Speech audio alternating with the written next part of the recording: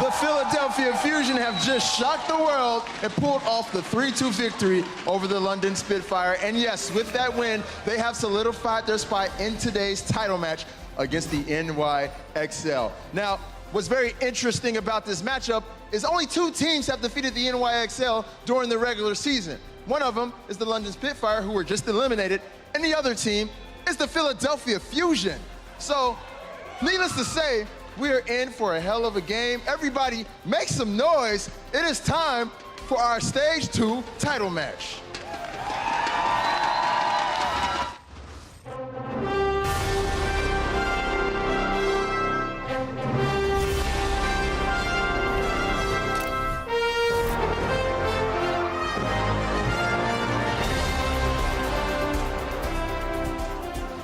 It's the moment we've all been waiting for. After 5 weeks of play, we are down to the Stage 2 championship match. Who is walking away with the $100,000 performance bonus? We're about to find out. Welcome, everybody. I'm Puckett. We got the whole desk back together. It's Crumbs Reinforced and Zoe with us once again. Proof that they are the best from the West, and now they're here in the finals. I didn't think it's gonna happen, but it did happen. I couldn't be happier. Make some noise, ladies and gentlemen. We got your grand finals coming up right now. Here's a look. We got the Philadelphia Fusion, who came in with the number 3 seed, taking on the number 1 in the New York XL. Let's start things off here by talking about Philadelphia.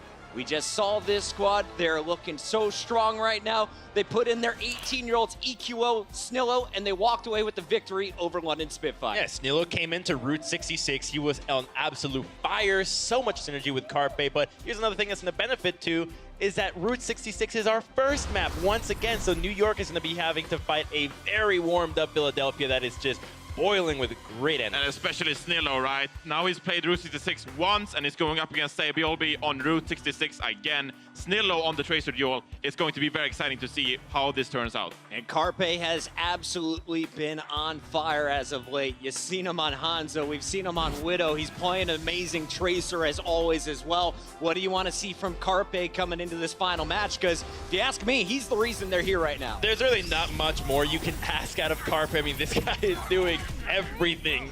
But what I want to see is how he's going to react when focus gets put on him, because New York, if they watched and paid attention, they need to recognize that this guy is a major threat in this team. They need to focus him. And it's not also only Carpe, right? We saw everyone turn out. There was Boombox turning up as well. Froggy turning up on the Reinhardt and King's Row as well. So everyone on the Fusion are really turning up when it's crunch time in the playoffs, and it's really exciting to see. We have a pretty good idea what we're going to see from the Philadelphia Fusion coming into this match. For our New York Excel squad, they mixed up their lineup back at Stage 1 and won and got the best of them in the final 3 games. Today, we see this as their starting lineup, Zoe.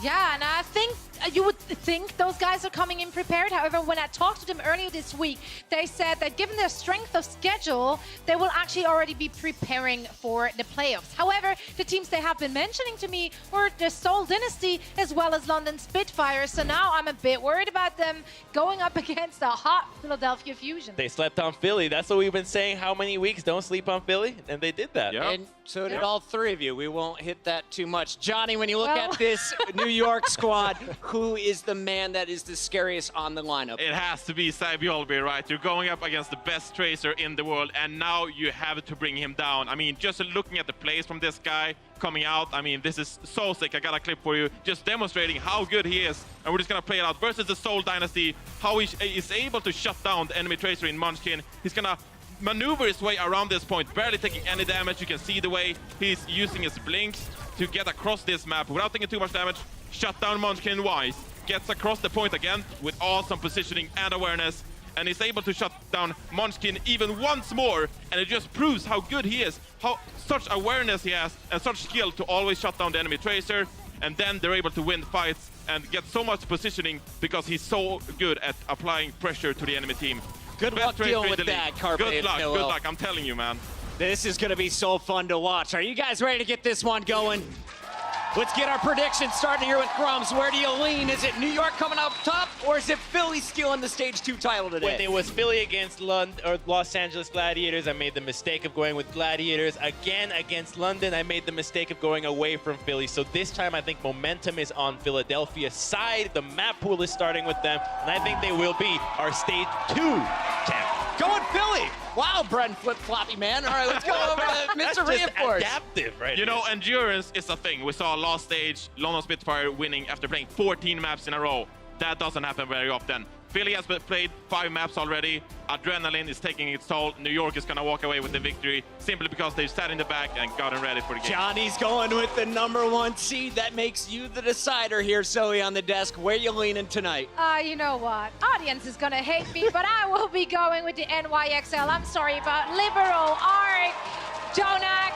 Some y'all be like, I just can't see it happening. I hope it happens, but I do think New York is gonna take this. Well, I know there's a whole lot of people in New York City who hope you are right. Watch parties all over the place. People in the venue, make some noise, though, because it's the final best of 5. Who's walking away the champions? We find out right now. It's Malik on the floor.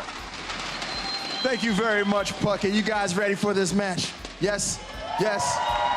All right.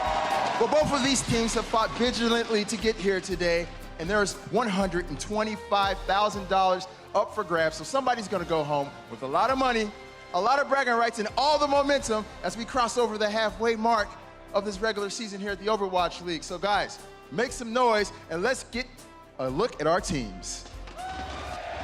Oh, here we go.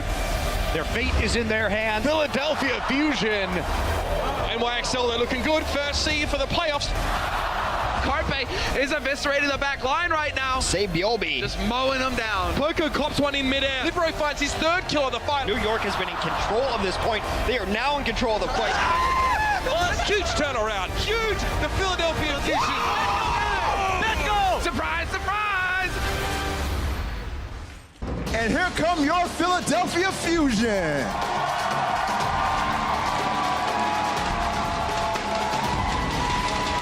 Up first on attack, Carpe.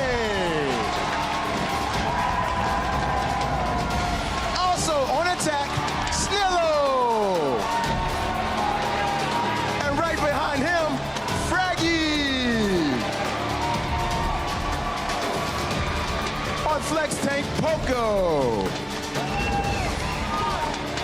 Boombox. And Neptuno. Give it up for your Philadelphia Fusion. All right, guys, have a seat. Have a seat.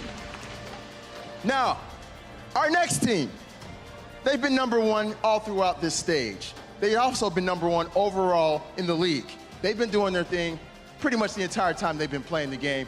So ladies and gentlemen, please join me in welcoming to the stage the NYXL.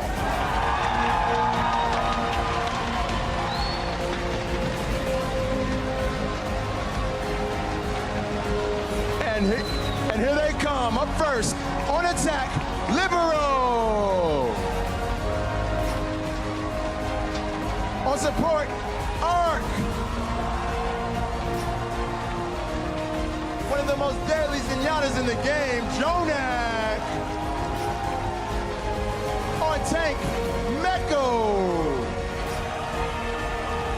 Also on tank, Mono. And the best tracer in the world, Xavier. Give it up for your NYXL. Feel free to have a seat, guys. We're good to go. All right, so needless to say, these guys are ready to get the match going. I'm super excited about this one. This is one of my favorite regular season matches to watch. And the casters are ready. You guys ready? All right, well, let's go ahead and send it over to my boys, Uber and Mr. X. Born ready, Malik. Top of the stage, New York XL, right? Top overall, in fact, and now it's time for them to collect, or at least that's what they're hoping to do. But their first loss in the Overwatch League was handed to them by none other than the Philadelphia Fusion, Matt. Yeah, it's I know been a while since that stage 1 matchup, obviously, but Philadelphia was able to hand NYXL one of their 2 losses in Overwatch League. One was obviously to London, the other to the Philadelphia Fusion. You see the map set coming in here. Route 66 will start things off. I was the last map in the previous series, so you'll have Snillo stay in. It gives NYXL a very good idea of what the Philly Fusion are going to do on this map. It's one thing to know what to expect, Matt. It's another to know how to play around it. We saw the combination of Snillo on that Tracer, and of course Carpe just going nuts on the Widowmaker here. For the NYXL, they've got a Tracer in Sabiorby that loves to take those duels. Now, if you look at the way the Philadelphia operate, Snillo seems like less interested in taking on enemy Tracers and more interested in hitting that backline and being sneaky beaky-like. The interesting matchup for me will be when EQO comes in and you sub Snillo out, unless Carpe is just hitting everything on Widow and you're just going to ride that all the way home. But Carpe versus Sabiorby in terms of Tracers, right? Sabiorby will usually go after the enemy Tracer. He'll kind of scare that player out of position and just kind of like pressure them out a little bit. Carpe will take those battles. A lot of other Tracers won't. So that'll be a different change of pace from Sabiorby when we get that matchup. It makes you wonder as well. We saw Sabiorby midway through this stage change his personal focus from, dealing with the enemy Tracers and then sort of turning on enemies in Yadas a lot more. We see this is the kind of player that can adapt. His target priority will change based on the team he's up against. Of course, coaching staff at NYXL will be passing down the executive orders. Well, I think the NYXL, they've been so good throughout this stage, a lot like stage 1, Mitch, but I feel like one thing that could be a little bit tough for them in this matchup is, in stage 1, a lot of their Widow play was played by Pine. Now you've had Sabiorby and Libero play the Widowmaker throughout stage 2 thus far. I know there's hardly any better Widowmakers in the league than Carpe. So how do you deal with that? If you can't run the Widow of your own, then you're forced into a dive on them straight up, and that could get dangerous as well. It's time. All the marbles on the line here in stage 2, and Philadelphia Fusion will be on the attack. NYXL, curiously, have a Junkrat here on defense, Route 66, Matt. Yeah, they're going to run Orisa as their main tank. No Sombra. Usually you see Sombra on defense this time. It'll be Sabiorby getting the better of Carpe.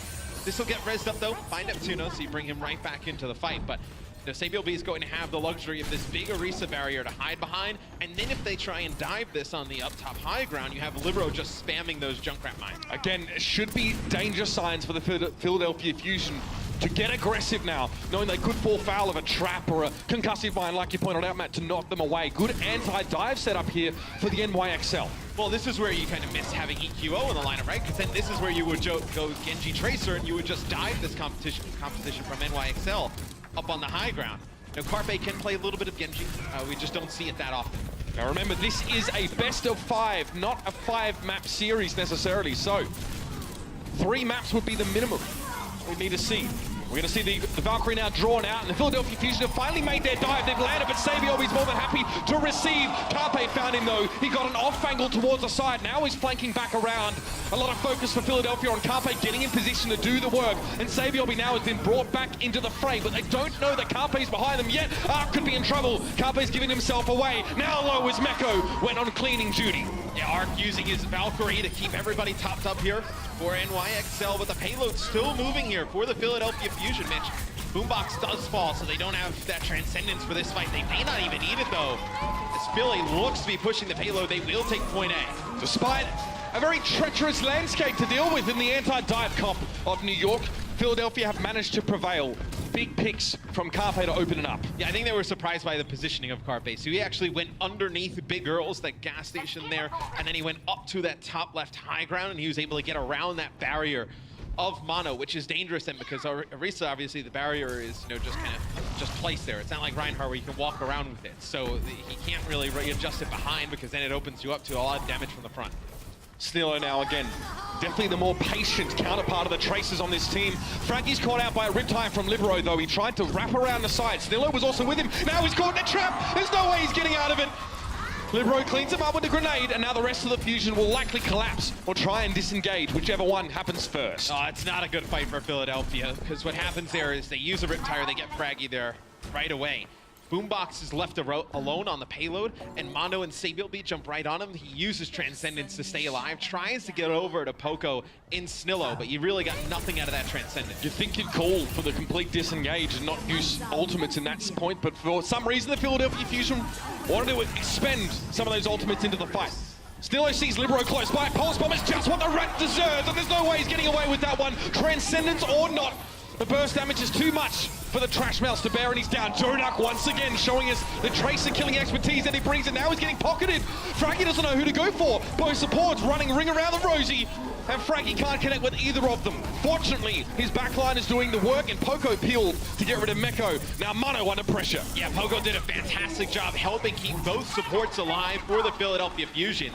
NYXL, they used both of their support ults during that fight, but you can see how fast JJoNak builds up towards this Transcendence yet again. 90%. He does fall though, but you see it's going to be a change of composition from NYXL. Libero will get off of Junkrat, will go to Genji, so it's going to be a full-on dive. New York recognize they can't play statically anymore around an Orisa or a Junkrat or anything like that. It's time to turn it up to 11 for them and get aggressive. But the Fusion, they love that. That's how they play. They were born and molded by it. They haven't seen a placid game of Overwatch until they were already adults, and now it will be Carpe. You can see deep flanking is Snillo. Getting close to a Pulse Bomb, he'll need a couple clips to have that, and this is how he's going to get it. And Snillo and Fraggy's job is really just buy space for Carpe, right? Just create that space so he can't get dived constantly. And eventually Carpe is good enough on that Widowmaker. He's going to come up with some kills. And Snillo's going to use that recall. He gets quite low. But there it is, just creating that space, buying, some time. Mono's out there in the open, gets picked off. Once again, Snillo sees a Transcendence and knows he has a Pulse Bomb. He's not too perturbed by the extra healing that New York are benefiting from right now. He wants JJoNak, he knows how dangerous his foe is in the defense matrix. Meko turns around and eats the bomb up. Snillo left bereft and forlorn. Yeah, Philly backed up out of that fight when both support ults came out for NYXL, because now they're going to hold on to their own Transcendence. They're going to try and get here towards the payload as the Carpe, even though he's getting bashed around here by Mono, he'll hit a shot on through it. More than happy to brawl it out, Matt, just as Philadelphia are in general. The Transcendence from Boombox was timely. 3 minutes and 4 seconds on the clock. Despite some early road bumps, the Philadelphia Fusion now have ticked it up a gear. And Poco right now is having himself a very good first half. He's good on their Route 66 against the London Spitfire. 12 limbs, 5 final blows, 0 deaths here, but it's going to be 27% of overall team damage. Tops on Philadelphia right now. Carpe had a feeling that New York might try and wrap around and get him, but again, it was just the bait. The rest of the Fusion are sat here on the payload, and JJoNak was in dangerous territory! His head is set rolling, and Libero now needs to try and make up the deficit, but going 1v6 against Tanks is not a good idea. He falls. Arc also quickly following. This is how the Fusion start to snowball things out of control. You've seen an uncontrolled reaction. It's what this looks like. Carpe wants to deal with Sabielbeat, confidence brimming on this man. Sabielbeat knows he's going to be forced into the room, corralled out of action. The recall puts him in the same spot because he's had to linger. Not much to be done. He still wants to fight Carpe, but Snillo is there to rescue, and the payload's been moving this whole time, Matt. And how many Widows take that battle? Just chasing after the Tracer, man. Just one, So just the fun. insane ones. So fun to watch Carpe play. As Philadelphia has been making like a stage 1 composition work here, playing around this Widow and Mercy. Snillo getting very low. The crossfire chunks him out, but Meko is not looking much better himself. Mono's fallen, so the tank line on NYXL is looking a little bit ragged right now, and Libero needs to try and rescue him with the Dragon Blade. Only one, but it might be the job as Mono gets resurrected up. Sabielbeat and Libero create the space for the resurrect, but Neptune also replies. Boombox is back.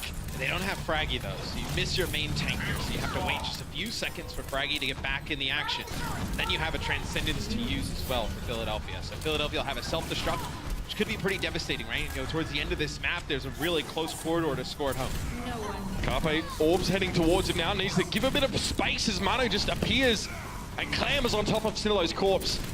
The Fusion will have to wait for a moment here, unless Carpe finds a miracle pick.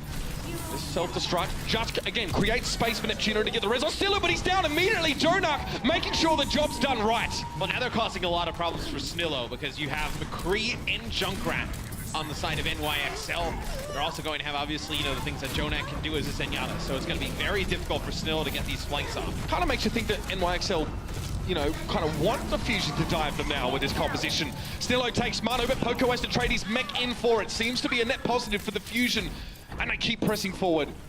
Carpe refusing to give an inch now. literally and physically now, as he steps a long way forward. This is very aggressive positioning, and Nibiru's blown up Snillo, so that's one that's Tracer on the side of the Fusion, and losing the Mercy. Neptuno probably was trying to resurrect him back up, and that will be the fight over. The Fusion need to take a deep breath and reset. 15 seconds left. All support ults up here. Sabio B also has this Deadeye, very good at zoning players out. So you see Mono goes over to Orisa here, so you're going to have that barrier, so it's going to be very difficult for Carpe to get any shots off. He's going to have to go high in the sky to get them done. Pulse Bomb Snillo has to pull the pin on that one. Worried about getting blown up by the self-destruct, but Libero's down already. Snillo finds a new target. 4 legs. It'll be Mono the choice, but the Transcendence was there to prevent most of the damage and heal him back up to full. New York now, they see him rolling. They hate him. Libero comes in over the top, doesn't actually get the detonation. There was a recall there, hasty from Snillo, but it got him out alive. Carpe sitting back, Snillo on the payload. It's just these two players. Sabiobi trying to step forward instead and deliver, but Sabiobi was there and down. And now Snillo trying to stay alive. Another recall used, but Carpe's picking them off. Nice trap though. Libero puts it down, and Carpe's too far away to keep the round going. NYXL hold on defense there before Philadelphia can get map completion. Do get the payload, I know, a decent way down though, towards point C. It kind of fell apart towards the end there, you know, when you got in that close quarter area, and NYXL went to like a really slow comp with the Junkrat, McCree, Orisa. They couldn't get those flanks that Snillo was going on, which if Snillo is not getting those picks in the backline, right, that's not creating that space where Fraggy can go in and then Carpe can get these uncontested Widow shots. That Junkrat McCree composition doesn't work at all unless they have the Orisa in play. Two very susceptible heroes to Widowmaker, and Carpe was obviously, you know, looking very painful. But with that Orisa in position, Snillo has to, you know, go in wide arcs to try and circumvent the barrier. I mean, for Fraggy, it's like, there's no way you're going to want to dive that. You're going to get flashed concussive mines straight away. Yeah, you see those, you know, pick-heavy comps give some teams that are very aggressive troubles, right? You know, one of the things that you know, teams always go back to, like on Li Zhang on Control Center, right? Remember when like Doomfist was like really prevalent in the meta? It was like Reinhardt, Doomfist, McCree, like these like. I mean, it still is if you ask hydration. Yeah, just these like one-shot blow-em-up comps where you can just really just chunk players down. And that is definitely a good one that NYXL brought out there at the end. It's a philosophy that zeroes in on the fact that having the man advantage in a fight is the most important advantage that you can create, more so than space, more so than positioning, and more so than ultimate advantage or ultimate economy. So getting that pick, giving yourself the 6v5. Quite often in Overwatch, you do see the fight snowball out of control unless there are defensive ultimates or resurrects, which is far less prevalent at the moment here in Stage 2. Stage 1, very different story, Matt. Yeah, I saw that quite frequently. Carpe. Okay. Just pulling off some moves there. Top of Big Girl says, wondering what NYXL decides to go with. Do they go with this Orisa Roadhog setup?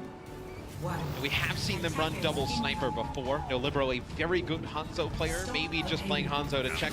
But, so yeah, they'll run Junkrat again. So the Junkrat is really to test Snillo, right? You're running Junkrat Roadhog to really test Snillo, see if he can be very careful on these flanks. You already mentioned, you know, he was pretty passive, you know, in the last series, right? He's able to finish off a lot of these kills, but not exactly like darting in there, just like one-click players constantly. So this is definitely going to test him. Yeah, he's definitely less committal than some other Tracers. So this is a slow roll composition from New York. I've called it the cactus composition before because it's also sort of saying like, dive us at your own risk, and this is what happens. So Poco tries to lead the charge and is immediately evicted from his mech. And Carpe has to be very careful because, you know, Sabio Lee will have that barrier to hide behind. They take out Fraggy, so you lose both your tanks here for Philadelphia. So that's going to be a hook that comes in from Meko on a boombox, and it's not a great way for Philadelphia to attack this comp on the payload, right? Just a lot of burst potential with that Roadhog and Junkrat. And you kind of need a source of indirect damage, Matt. You know, a Junkrat who can actually sort of fire at the payload without exposing himself to someone like Sabiobi.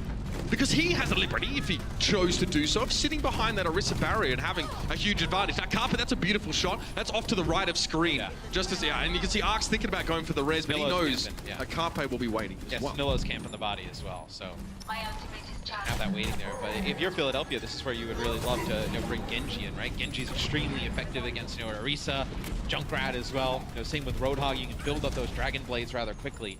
Just don't have one in the lineup right now. Snillo. Oh, see Sabio, but actually took a hit in midair, just a body shot. Thing to write home about. And it will be Fraggy that combine with him to actually get the kill. So notice they're actually working around the Junkrat and the Roadhog. They don't want to go for those nasty anti-dive heroes until the rest of their teams are done.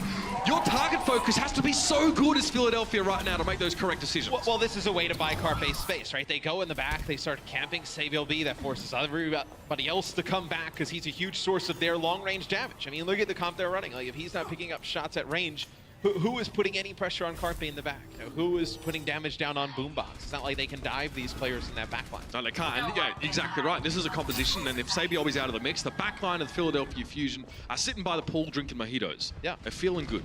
Neptuno's just holding that, alt fire on Carpe, giving him the damage boost. That's all he's got to do. Obviously, Boombox is at liberty to just offload a lot of damage, which is, something that Jonak wouldn't be able to do if he's being dived. So now the Pulse Bomb for Snillo could be quite deadly. At Libero's Riptire. Again, the sound cue should be enough to strike the fear of God into the Philadelphia Fusion. Libero only has a couple more seconds. It's unlikely he gets much of this. Poco actually does take a bit of splash damage. Sabiobi was hoping to follow up on that with some more mech damage, but he doesn't get it. And Meko's down now, so that's a hook missing. Fraggy's jumped into the back line here of the NYXL. Sabiobi has to try and bail them out of this one, but they've already lost 2 players. Yeah, and Arc is using his Valkyrie right now, but they may just have to back on out here, Mitch. A lot of the times NYXL, they like to use their Transcendence plus Valkyrie to get a res off, and keep everybody healed up, but they're not able to do it just there, as Boombox will have the Transcendence. Same with Jonak. So they're going to go straight dive now, NYXL. Libero will go Genji, Savior B will go Tracer. So they were not able to break this setup once Philadelphia got those few kills in that backline. It was really Snillo the one who's making those plays. The reason why that static composition doesn't work so well on this stage is that the low ground is surrounded by the high ground, as opposed to stage 1, where high ground is surrounded by low ground. It just means it's much easier for the Philadelphia Fusion to get free damage and continue to compound those health advantages. Yeah, you don't see it here, but Fraggy uses Primal Rage, forces out Transcendence from Jonak, gets out with his life, and then Snillo is still back there for Philadelphia. So they don't know that Snillo is still behind them. Poco drops in, Fraggy's also there. Let's see what Snillo has planned. Right now he's just trying to keep himself hidden. Obviously he knows exactly where NYXL are standing, and I'd say Meko has a good idea of where Snillo is as well. Charging out that Pulse Bomb, he's seen 2 supports unattended, but he knows it's going to be hard to burst down Jonak when Arc is in his vicinity. He needs to work with Fraggy here, try and split the Mercy off from the Zenyatta and then go in for the kill. But Sabiobi, always hunting. Very low on HP, and Carpe finishes him off here. This is where the fight begins for the Fusion. Now they're beginning in earnest. Yeah, and as soon as Carpe gets these picks, Philadelphia just jumps right onto those bodies. Prevent Arc from going in, getting the res. There's a Pulse Bomb there from Snillo. Doesn't connect with anything. He backs out just a little bit. The payload's still moving here for NYXL. This is not a matchup where Snillo can afford to, to be sloppy with that kind of stuff. He needs to put more pressure on Jonak, who's had quite a lot of freedom. And now the Transcendence is just going to be where Philadelphia chill for the time being. Arc won't get away with that one. Fraggy to chase down. There's a self-destruct being thrown on top of the building. And it's Snillo. No, it was on the low ground, in fact. Snillo down to Jonak, of course, that Salvo Orbs Org. It's a huge kill from Boombox and Poco to get Libero and Jonak out, because at that time NYXL has a 2-man advantage and Jonak has Transcendence. You think if he's able to stay alive a little bit longer, use that Transcendence to put everybody else up. Some big kills there that come out from Poco and Boombox to let Philly stabilize now on defense. Arc will go off of Mercy, go to Lucio. So you need that speed, they feel like, to close the gap onto Carpe. Given where the payload is, this is a must-win fight for the NYXL. Arc is sick of getting taken down by Fraggy, and he switches over to the Lucio now. So it might be, again, New York just trying to jump and get an engagement here. This is New York's best chance probably coming up, because you're going to have Dragon Blade and Transcendence coming online. After that, if you don't get great value out of those, you're really kind of praying for a late game sound barrier. NYXL trying to break line of sight or prevent Carpe from getting damage early. They move into the side buildings, but Meko gets desuited during Jonak's Transcendence. That's going to be a blow to the NYXL. Meko now fully taken down. Libero trying to find Carpe, but he just zips up vertically.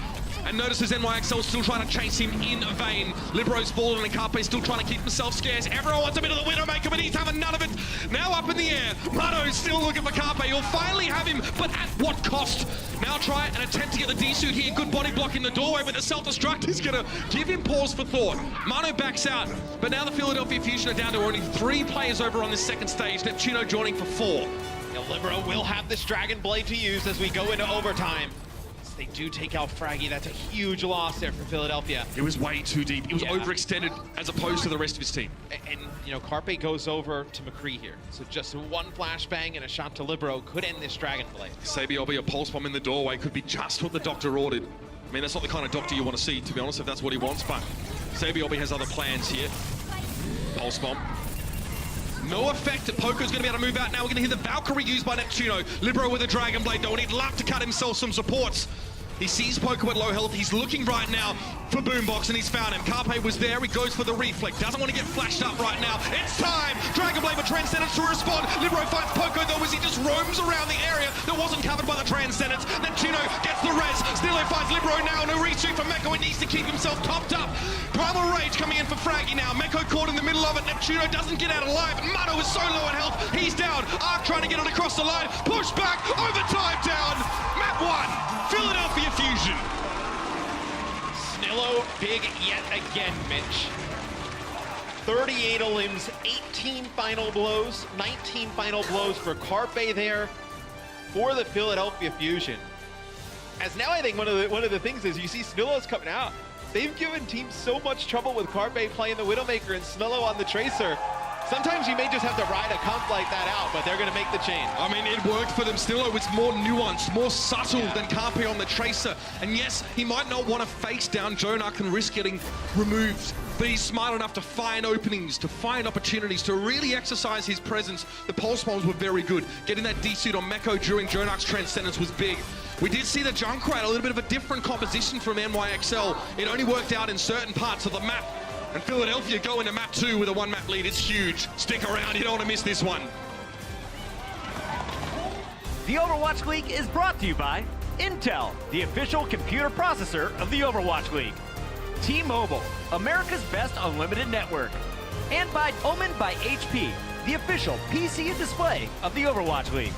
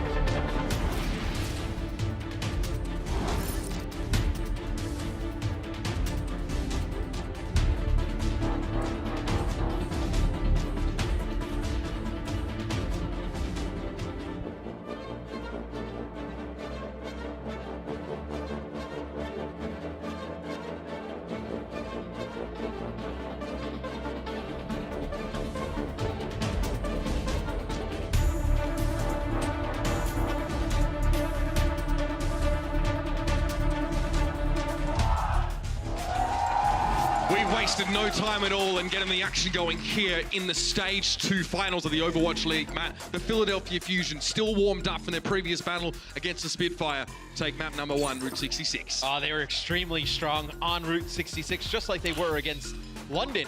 What was interesting for me is, running the lineup that they did with Snillo in, you put so much pressure on Carpe to make the Widowmaker work. Because if it doesn't work, then you're stuck with McCree. And we've talked about how easy of a target McCree is to dive. So a lot of pressure on Carpe to make the Widowmaker work. He's able to do it. And of course, we talked about Boombox doing a very good job of keeping himself alive over the course of this series, but also Neptuno doing a good job of taking his enemies down. We know him as the OG Battle Mercy, and I mean, this guy had some incredible moments. Jonak giving Snillo a bit of trouble in the 1v1, but your boy Neptuno has got this one on lock. Incredibly impressive. He actually had 2 eliminations, or 2 final blows himself over the course of that game. But look, it's great stuff. Neptuno 4 deaths, Boombox 6 deaths. About half of what Jonak was suffering in terms of that. So really good combination. The McCree out towards the end, like you mentioned, just to ward off that dive. Well, it's been the one downfall of the Philadelphia Fusion is their dive is great. It's just you could not keep those supports alive. Now if you can keep those supports alive, you can cause a lot of trouble. So EQO will come in for Snillo, gives them a lot more versatility in what they can run, right? I mean, Carpe will play Tracer most likely, but EQO can come in on Li Shang. You can play, a Junkrat. You can play a Pharah. You can play Genji, 76.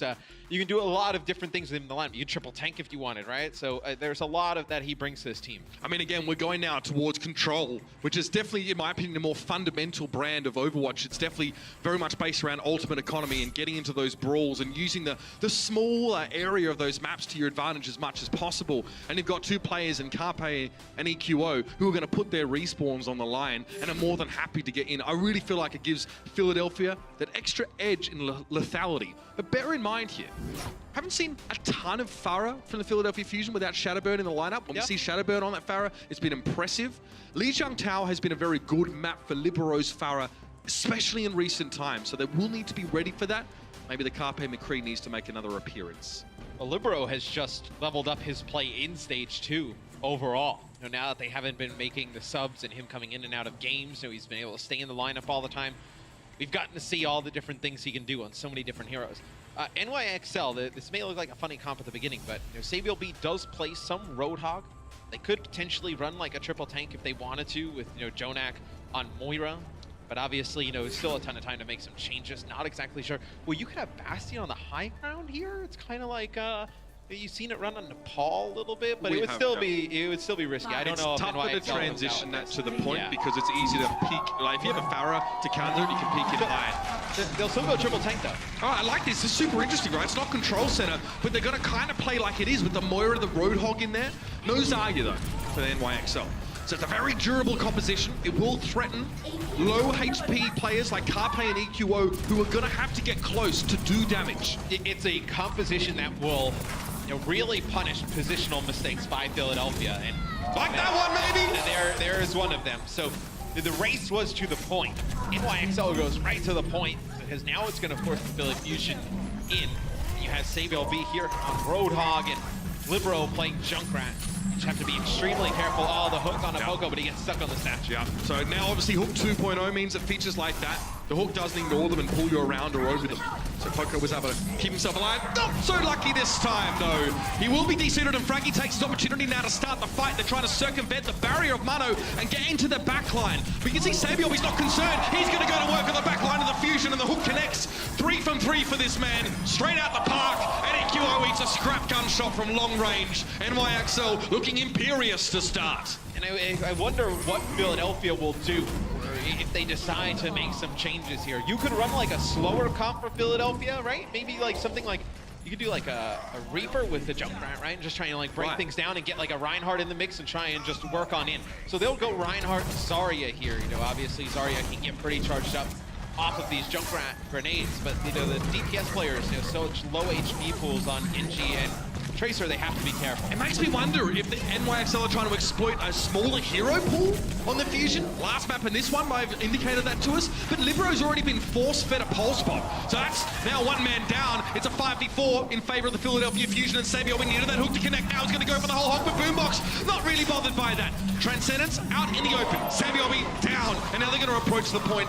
Meko and Jonak might try and stall this one out for a short time. Libero and Mana are circling in from the front door, but Neptuno is zoning them out on his own for the time being. This should be the point going over here as Jonak fades around the point, but it's fade to black for the Moira of NYXL. You know, like Zoe said though, you know, NYXL, they probably put most of their prep, I believe she said, I know, spoke to them, they did put most of their prep into like London and Seoul. And that's scary against a team like Philly, because Philly's just a team that's going to come out here and just brawl, right? You know, they're going to get Scrap Kings. Yeah, they're going to get scrappy. They are going to try and just mechanically outplay you, which, you know, a team that's already played a match, that's a scary team to go up against. Poco avoids getting earth-shattered there, and now it's going to be the Graviton Surge. Where's the follow-up? There it is! Fraggy thinks the pain train charges Joan up against the wall, and of course a pulse bomb for good measure. Not only did Philadelphia Fusion win the fight, they send a grisly message.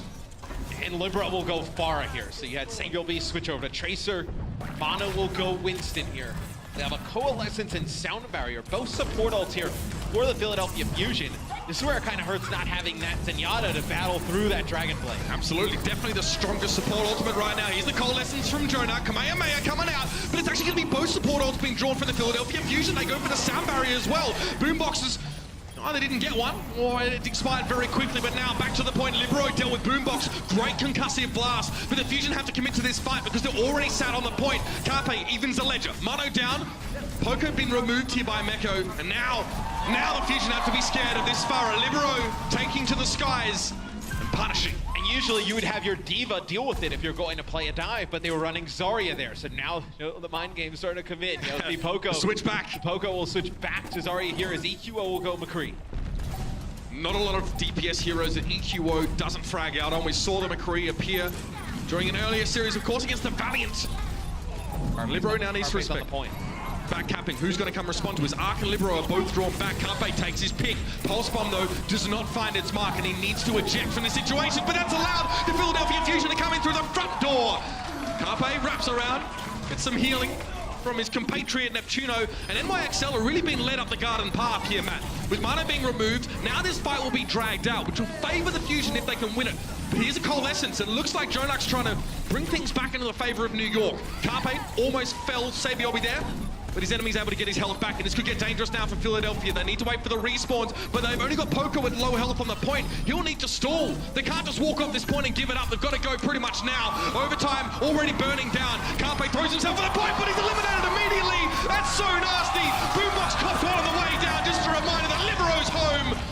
Barrage in, doesn't find any targets, but again, even in a zoning sense, it's done the work.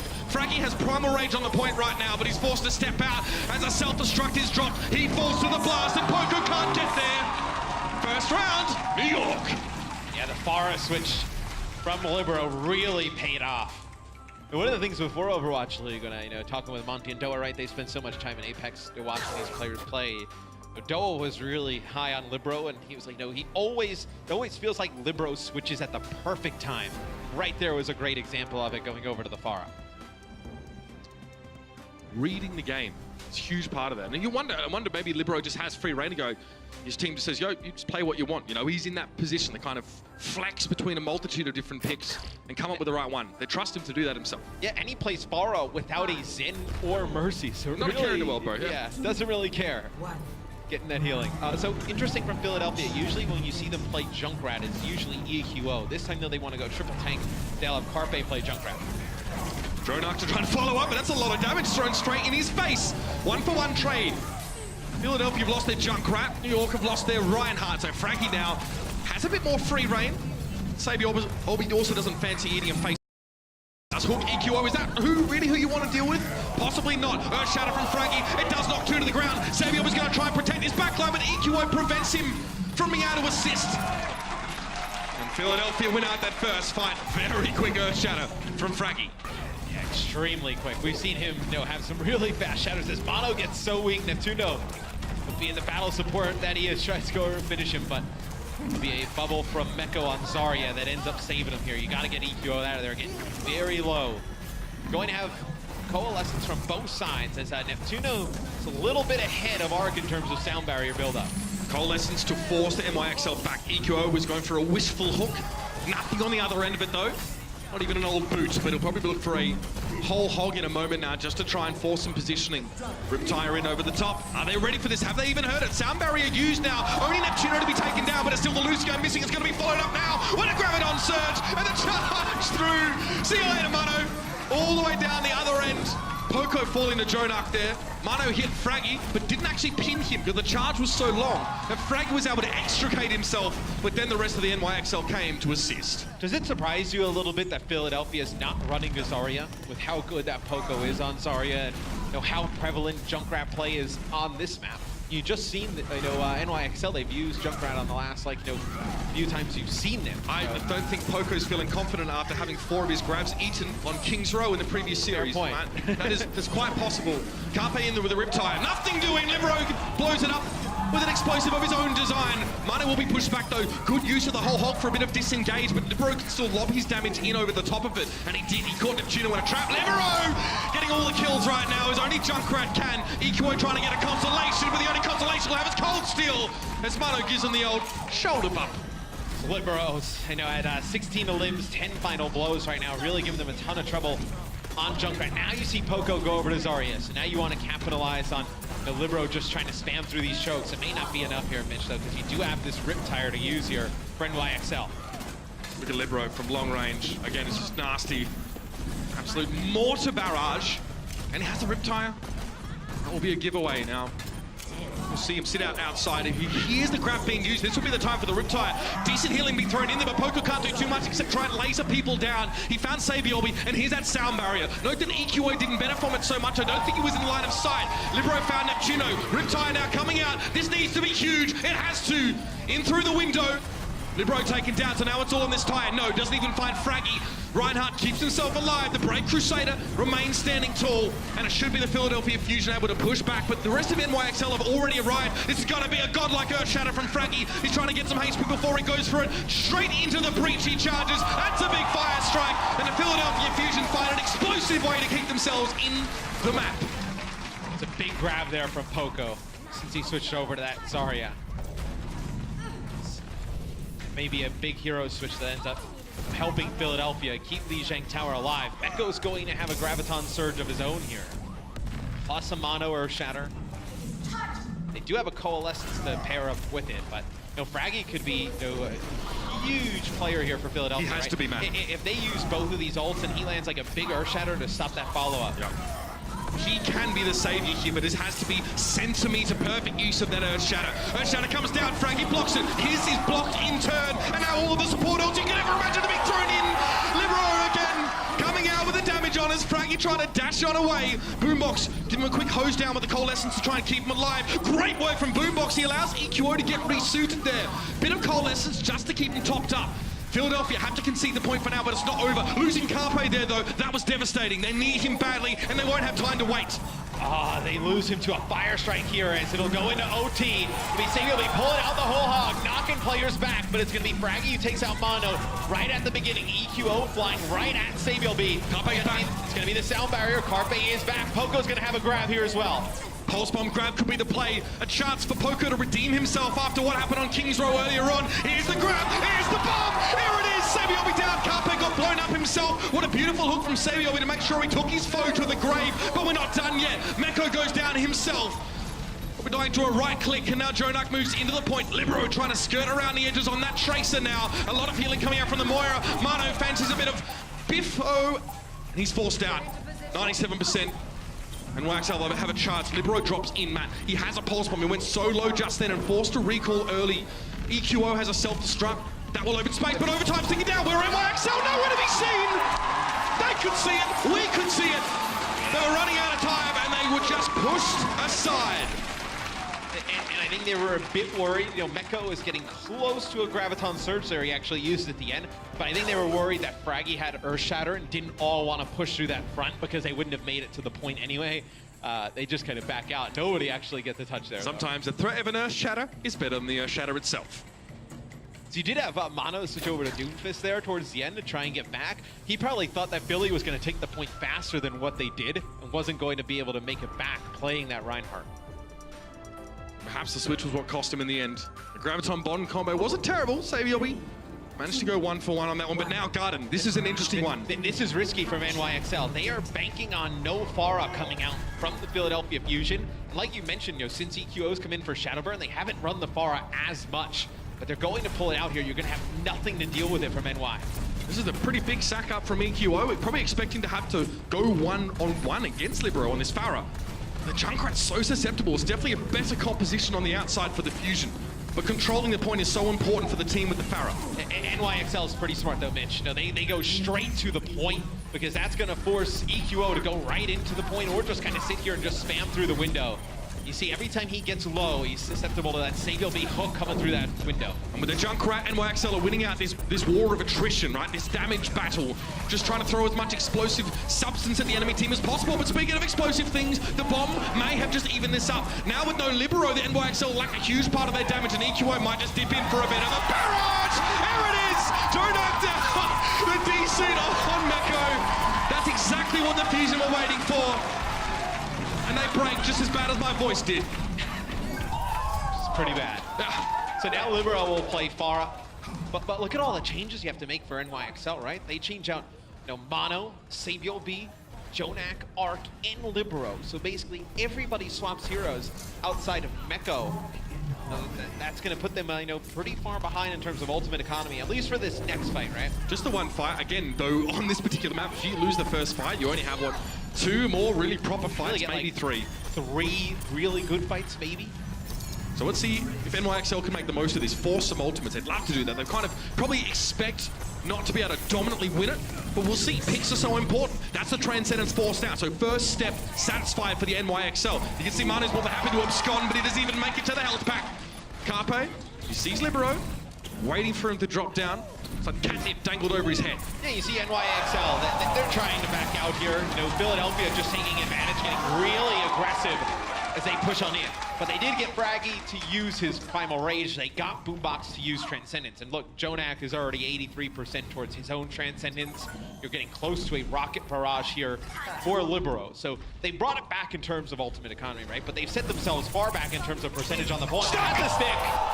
Perfect for Carpe. Something that, again, Snillo was less interested in trying to do, but Carpe loves nothing more than to turn those Omnics into Metal Mosh. Yeah, 7 Pulse Bomb kills for Carpe so far on this map.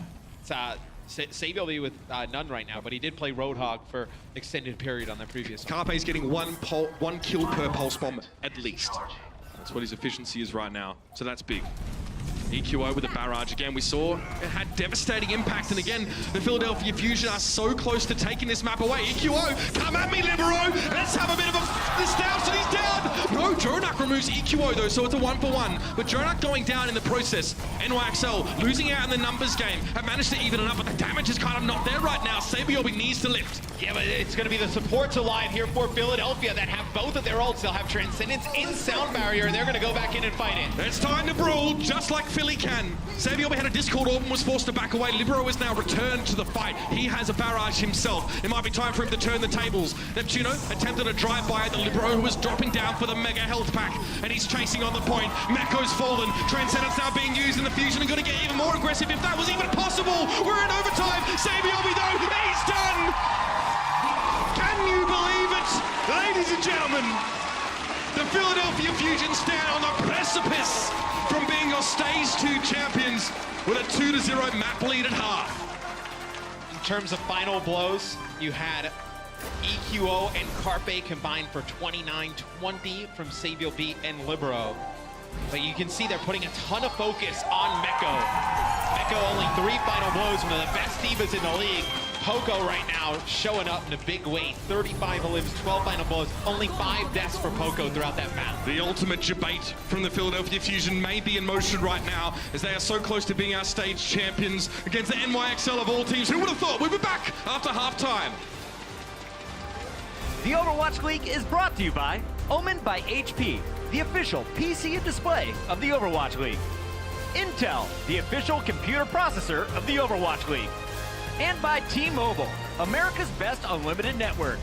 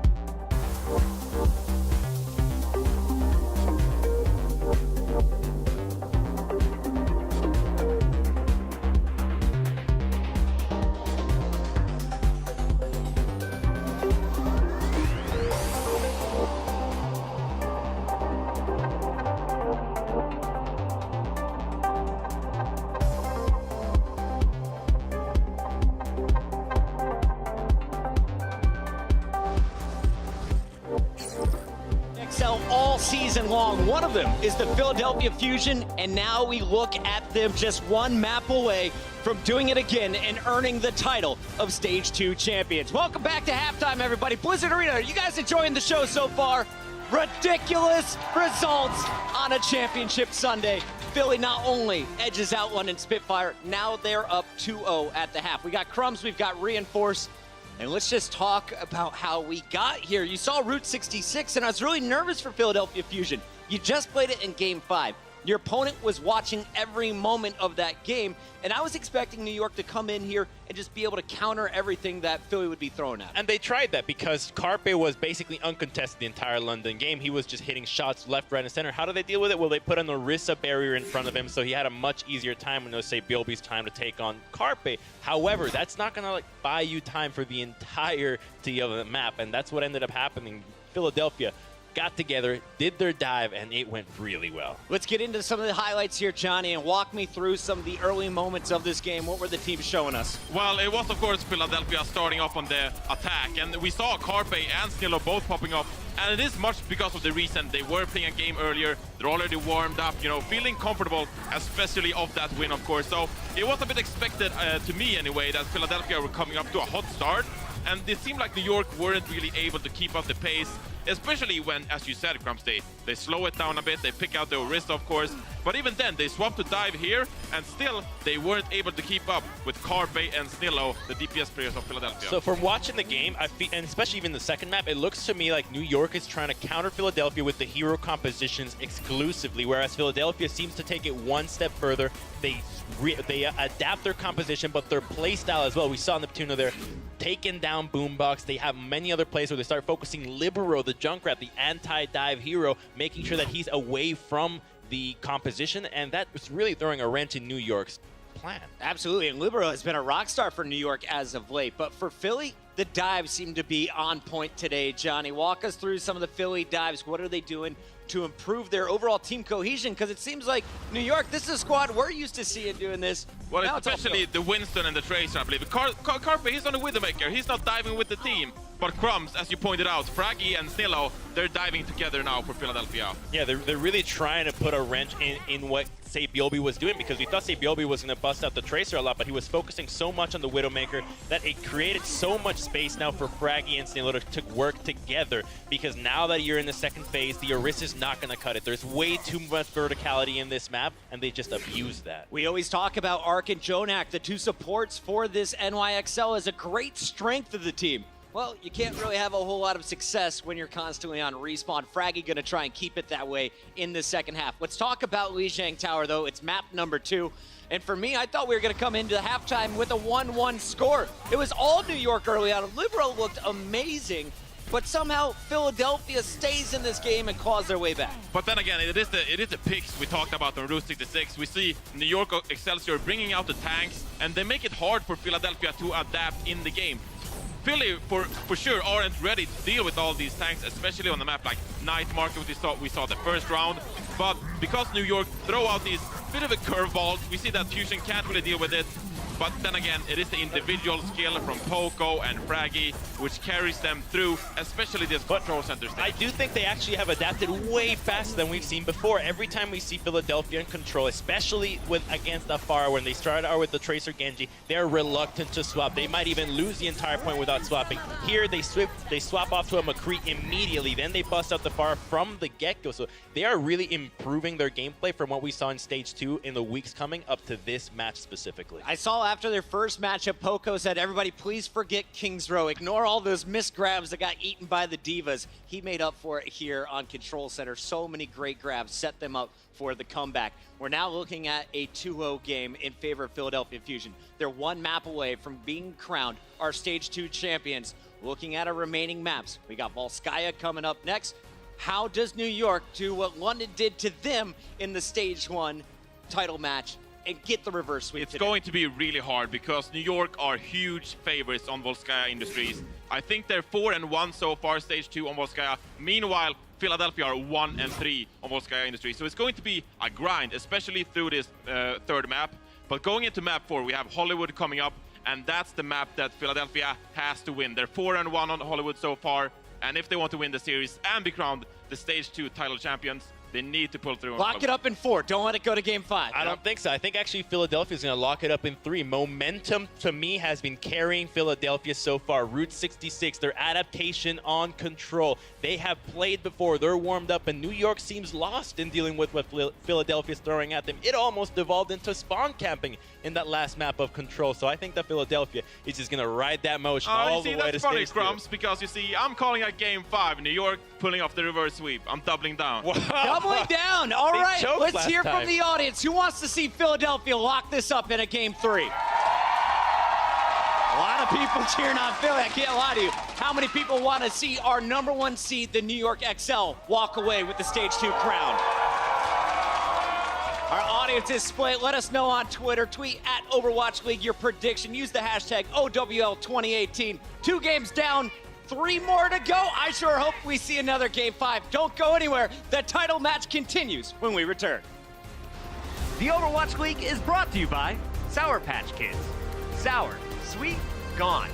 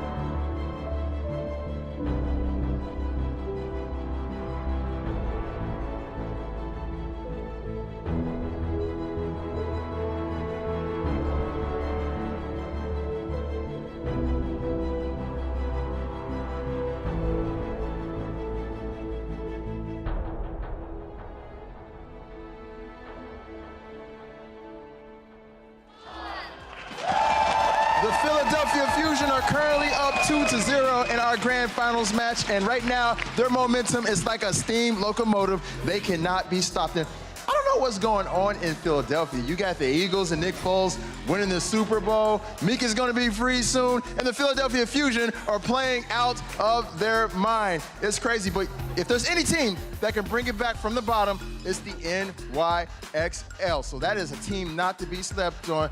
Let's find out if they can do that, though, and send it over to our casters, Uber and Mr. X.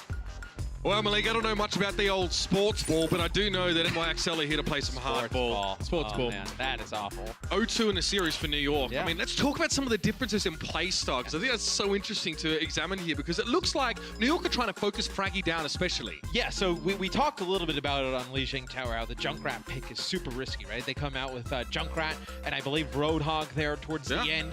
And what they're trying to do is they're trying to punish the tanks of Philadelphia. When Philadelphia has lost matches throughout stage 1, even into stage 2, their tanks have been getting picked off early. The over-aggression, it's just that they get punished for it. The tanks on Philly don't fall for it. They stay alive. Fraggy puts up double the damage of Mono there on Lijiang Tower.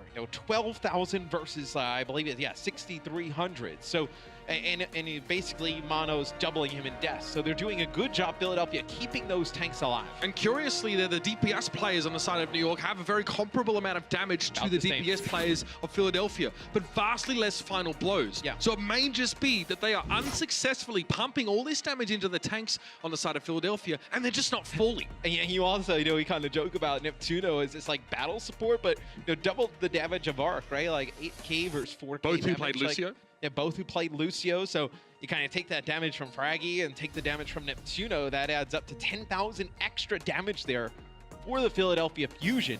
It's a huge advantage there for Philly. In comps that at the end of the round were approximately the same, that damage is significant, right? The damage difference. But we're on to Volskaya now, ladies and gentlemen. Excuse that, we just wanted to tack a little bit onto what was being discussed on the desk. And we'll see the NYXL to begin on defense. Now, this is what Johnny pointed out, that this is definitely a map that New York are favored on, right? Yes. However, we did see what Philadelphia were able to do against London in terms of, turning against the odds. But what do we need to see here from Philadelphia on the attack? Well, I think what'll be interesting is that Philadelphia, they usually bring in Snillo like they did on Route 66, and they had Carpe play Widowmaker.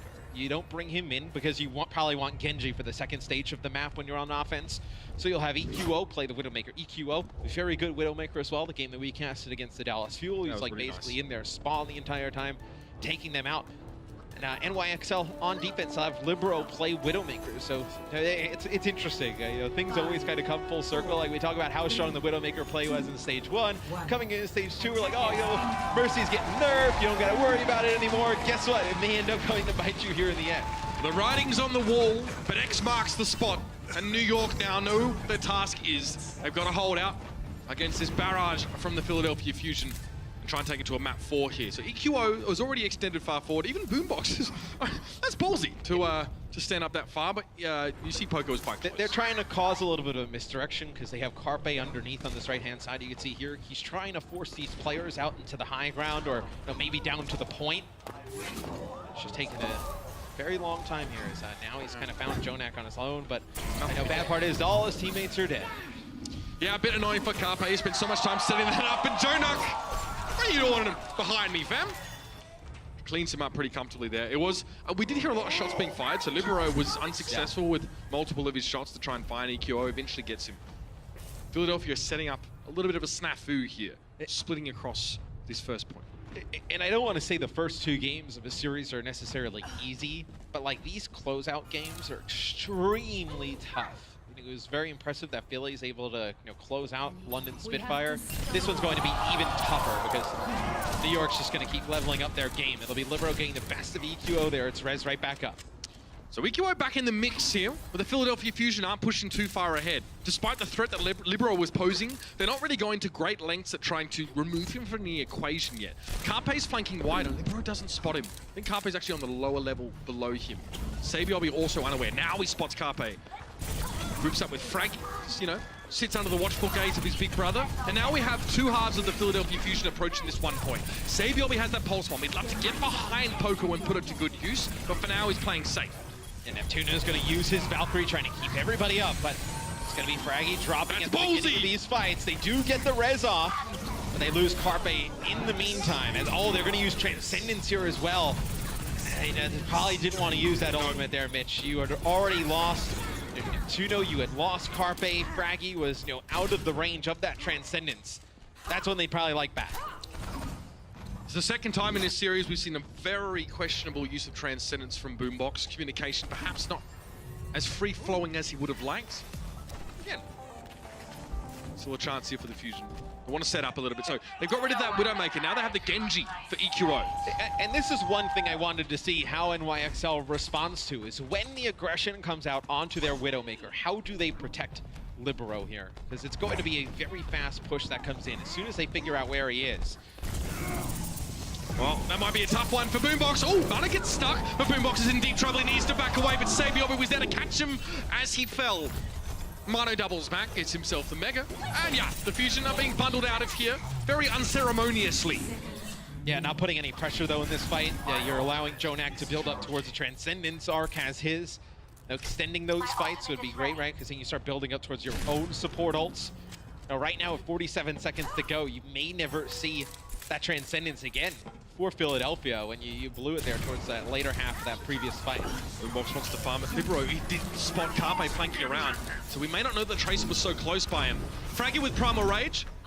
Looks like he's found himself a Widowmaker here. Libero wasn't ready for that drop in. It'll allow him to rappel up into the high ground. Fraggy quite low on HP. Sabiobi's down, but it's been traded out. Eco gave up his life to get himself the Widowmaker kill. Libero can just stay safe for the time being until they're ready to recommit to the fight. The NYXL now.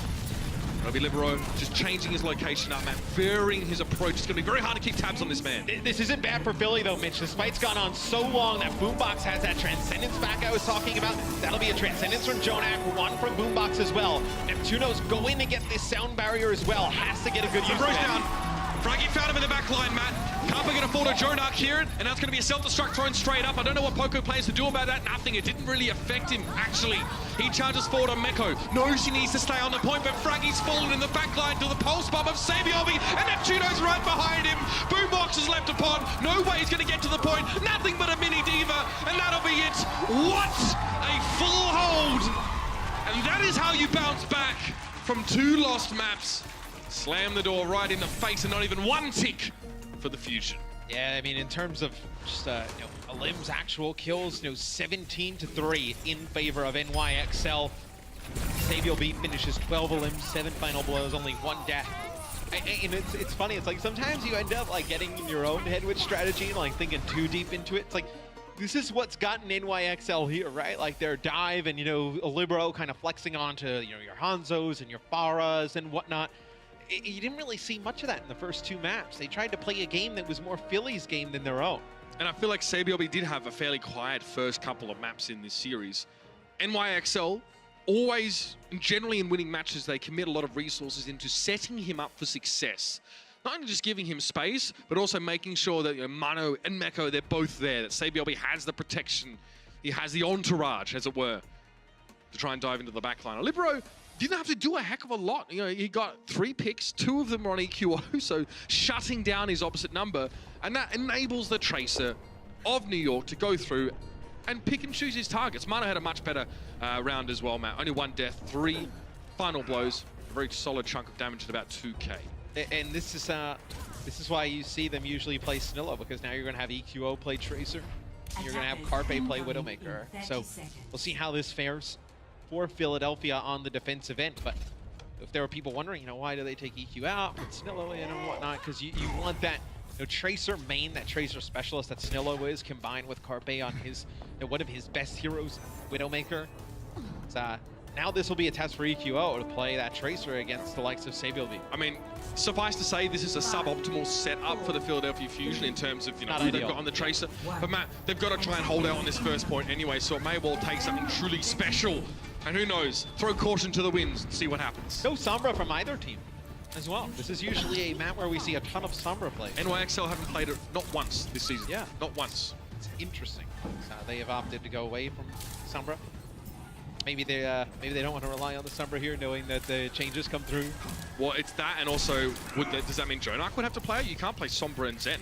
They put Libero on it. Libero was actually the Sombra, the innovator. He was the man that, had so many 6 setups with not only the Sombra, but also the main. There it is, Libero with 2! Set her up and he'll knock him down. It's a game of dominoes and the Fusion just can't win. Libero will drop down as Poco tries to salvage the situation, but there's nothing to be found except wet and salty tears. Libero challenged out on the point. EQO's Tracer just gets absolutely dumpstered, and the Fusion, weighed down by all the bin juice, try and jump out of the dumpster, but it's too late. NYXL say, stay there, we'll take the map. A little bit of a reality check there for Philly. The first 2 maps, they're rolling on through. NYXL's like, we're not done yet. Only 3 kills the entire map there for Philadelphia. You see the dominance of NYXL really show up. And this is where they needed to find it as well, and in a big way. This will slow the Fusion down, give them that pause for thought, and again, that closeout match will be looming over their head saying, can we actually finish this series against arguably the best Overwatch team in the world? Yeah, with a hybrid coming next, you'll probably see Janus come in for Mono as well. And Mono's been a tank that's been very good for NYXL, Janus as well, but still a little bit of a change of pace going into this next match, most likely. It's one of the criticisms that were aimed at NYXL last stage finals. Why did you swap out Mono and bring Janus in? Perhaps now it's fortuitous timing. Perhaps now he's going to be able to rejuvenate them and see them take it to map 5. We'll find out after the break. The Overwatch League is brought to you by Omen by HP, the official PC and display of the Overwatch League. Intel, the official computer processor of the Overwatch League. And by T-Mobile, America's best unlimited network.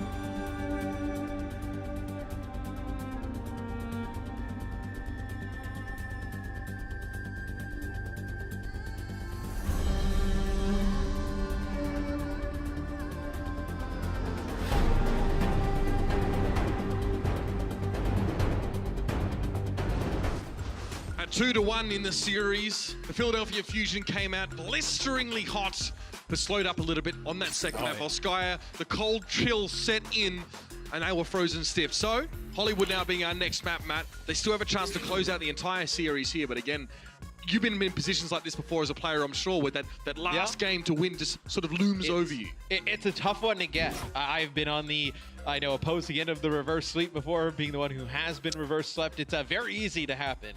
The games just go so fast on the stage. Janus, like I mentioned, will come in for Mono here for NYXL. Hollywood is a map for NYXL that, you can play to a lot of their strengths, right? You can play on that first point if you wanted, like Tracer Pharah, which Libero can play that Pharah very well. Saebyeolbe obviously would play the Tracer. You can play Junkrat on D. You could play, you know, Widowmaker all the way through that second stage of the map. You can play a decent amount of Genji. So this is a good map for NYXL.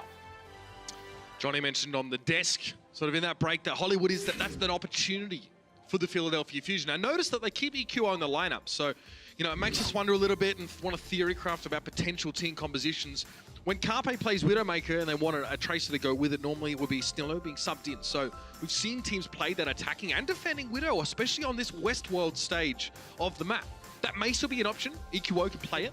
And EQO can play a good Widowmaker as well. Just struggled in that last map. Yeah, it just...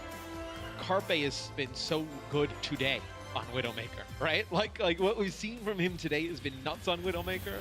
It's like when somebody's that hot, you just kind of put him on the hero, but you can see just flying through the map, the players on the stage, is they're getting ready to go. And the crowd also, as we are readying ourselves now for what may be, it may be the final map here. The NYXL have to batten their hatches, dot their I's, cross their T's, and try and take it through to a 5th here, because the Fusion will be hungry to be done. So we were talking a little bit during the break. You see Janus come in. When Janus comes in, they don't run... NYXL sometimes runs that double off-tank setup with Meko on the D.Va, and then Mono will play Roadhog. They don't run that when Janus is in the game. So they have Saebyeolbe play Roadhogs here. They're going to go triple tank with that Junkrat again. So this is the composition that they used, outside of Janus on Orisa. They used this on Lijiang Tower, with different main tank, and it ended up hurting them when EQO went to Pharah. They don't have a Pharah in right now. Does Philadelphia realize this and change them? It's time for Philadelphia to test their mettle up against, again, the top team so far in the Overwatch League, and the opportunity to take the Stage 2 title. And we'll see a lot of junk in the trunk for NYXL right now, and Frankie's having none of it. Nope, they're going right back. They're going to change right away. So they're going to go with Widow and Junkrat here. So they're going to go a little bit heavier. Yep, they see Junkrat. They're going to go over to Zarya, capitalize on that. So really smart changes here from Philadelphia. Not like trying it 1 or 2 times. They're going to go to a comp they know works against it. Bit of the slambulance action now, and Carpe's already a step up the stairs to that high ground. Jonak will keep him honest though with those orbs, as he often does. Carpe drops down, and Libero with the 1-2 punch from either side of the divide. Jonak with the first bit of damage, Libero with the finishing touches. Macabre indeed, but that's Libero's art style. So the key here for Philadelphia is to have Poco's barrier available and get past the Orisa shield. Because when you get past the Orisa shield, then everybody's kind of out in the open here. You need to have Fraggy just kind of run into him, have that protection from the Zarya bubble. EQO will go off of Roadhog, will go over to D.Va here, so gonna have that extra defense matrix to follow in Fraggy. Carpe on the McCree. Now let's see if they can pressure this one forward. Coalescence is already there, of course, as the Moira's spending a lot of time healing up these big bodies. You can see Jonak was so low. EQO's following up the damage. The way was paved here with the back of the Moira ultimate, and now the Fusion are going to finish the job. Finding Jonak forces his Transcendence. Very less than ideal use of that one. Of course, there's only a couple players here for New York. Black Ark attempting to join on the point, maybe trying to go for a resurrect. Saebyeolbe should be cut down here as EQO trying to receive him. Graviton Surge thrown down, and Micro Rockets in. EQO hooked though during the animation, and it wasn't enough follow-up at all. The New York recover. They're able to hold on. They use the grab when they don't really have anybody alive to capitalize it. They know Carpe is still up on the high ground. You see him fall as well. Philly did make some progress, not able to take the point back. Both support ults used there for NYXL. Janus will change off of Orisa, will go to Winston, because you know as soon as they pass by that shield, you can't really get much value out of that Orisa. He would love to make Carpe's day a very sad one. Jonak again. The gatekeeper in the most unlikely package. Sends a bunch of orbs over. That's a pretty darn big Earth Shatter. 3 people locked down. Carpe finds 2. Deadeye finds its mark, and now the rest of the Fusion will group up and go again. Only a couple players left on the point here. Saebyeolbe is actually in a flanking spot on the Roadhog. Carpe has to be careful. That hook will be coming for him. It connects. He's kept alive, though. The healing is good, and now Saebyeolbe's going to be punished for his insolence. Pushing after challenge. Carpe plus Poco now. It was EQO on the D.Va. And we'll get the job done. McCree staying alive, and that's the point. Philadelphia, what a great combo to open it up. And you can see EQO's game sense there, Mitch. You know, he's not a player who plays D.Va as, you know, obviously his main hero, but as soon as Carpe gets hooked, he makes a beeline right into Sabiel B, gives him a little bit of a bump, the flashbang comes through, he's able to finish him off. It's extremely impressive when you see, you know, a player who doesn't play one of these off tanks switch on over. They'll make a few changes here. Poco will play D.Va, you let Fraggy go to Winston, and this is where you bring in Carpe on the Widowmaker. Dronak needs to be careful. He's sitting a lot further back than the rest of his teammates right now. You can see him there on the wireframe in the periphery. Riptire for Libero. Trying to burn some rubber, he thinks. And again, doing a bit of scouting with that one. They've actually, Libero's down, so that Riptire now amounts to nothing. Carpe picks it off.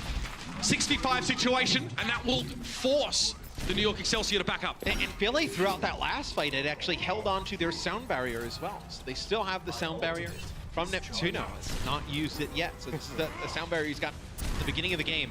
Libero will switch over to Widowmaker here, just trying to combat Carpe as... Looks like he pre-fired that.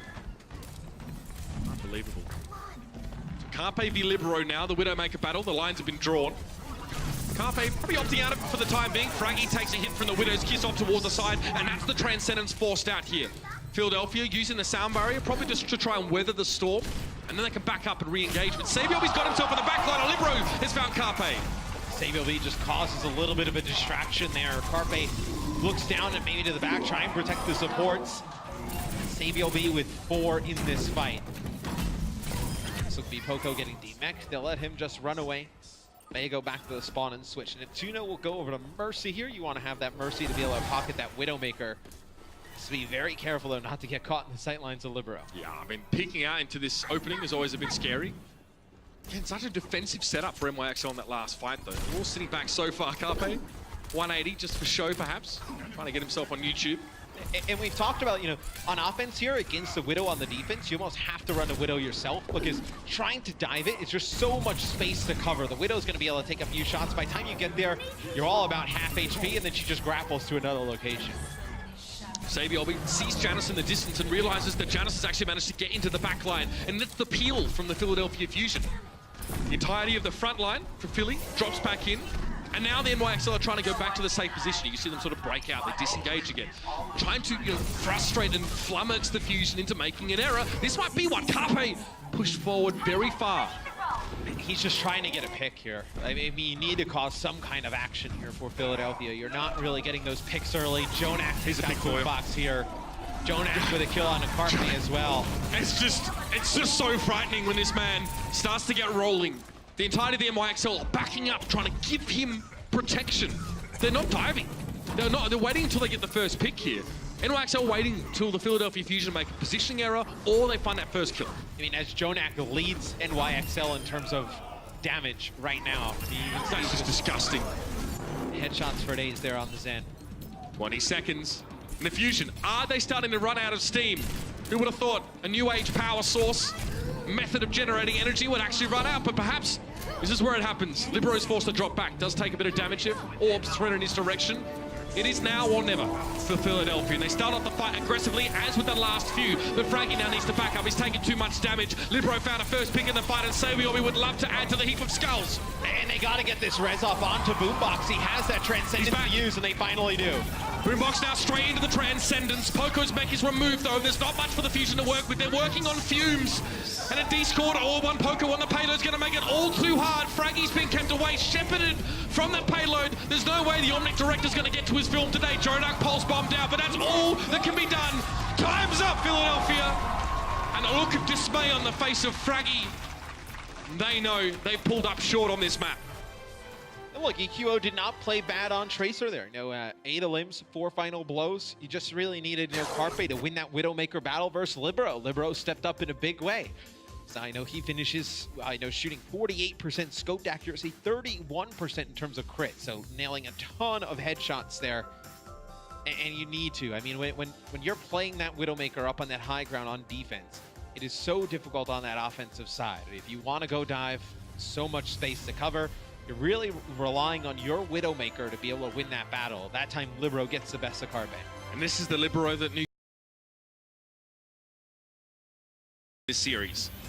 Stepping up into this role and actually winning a Widowmaker battle easily.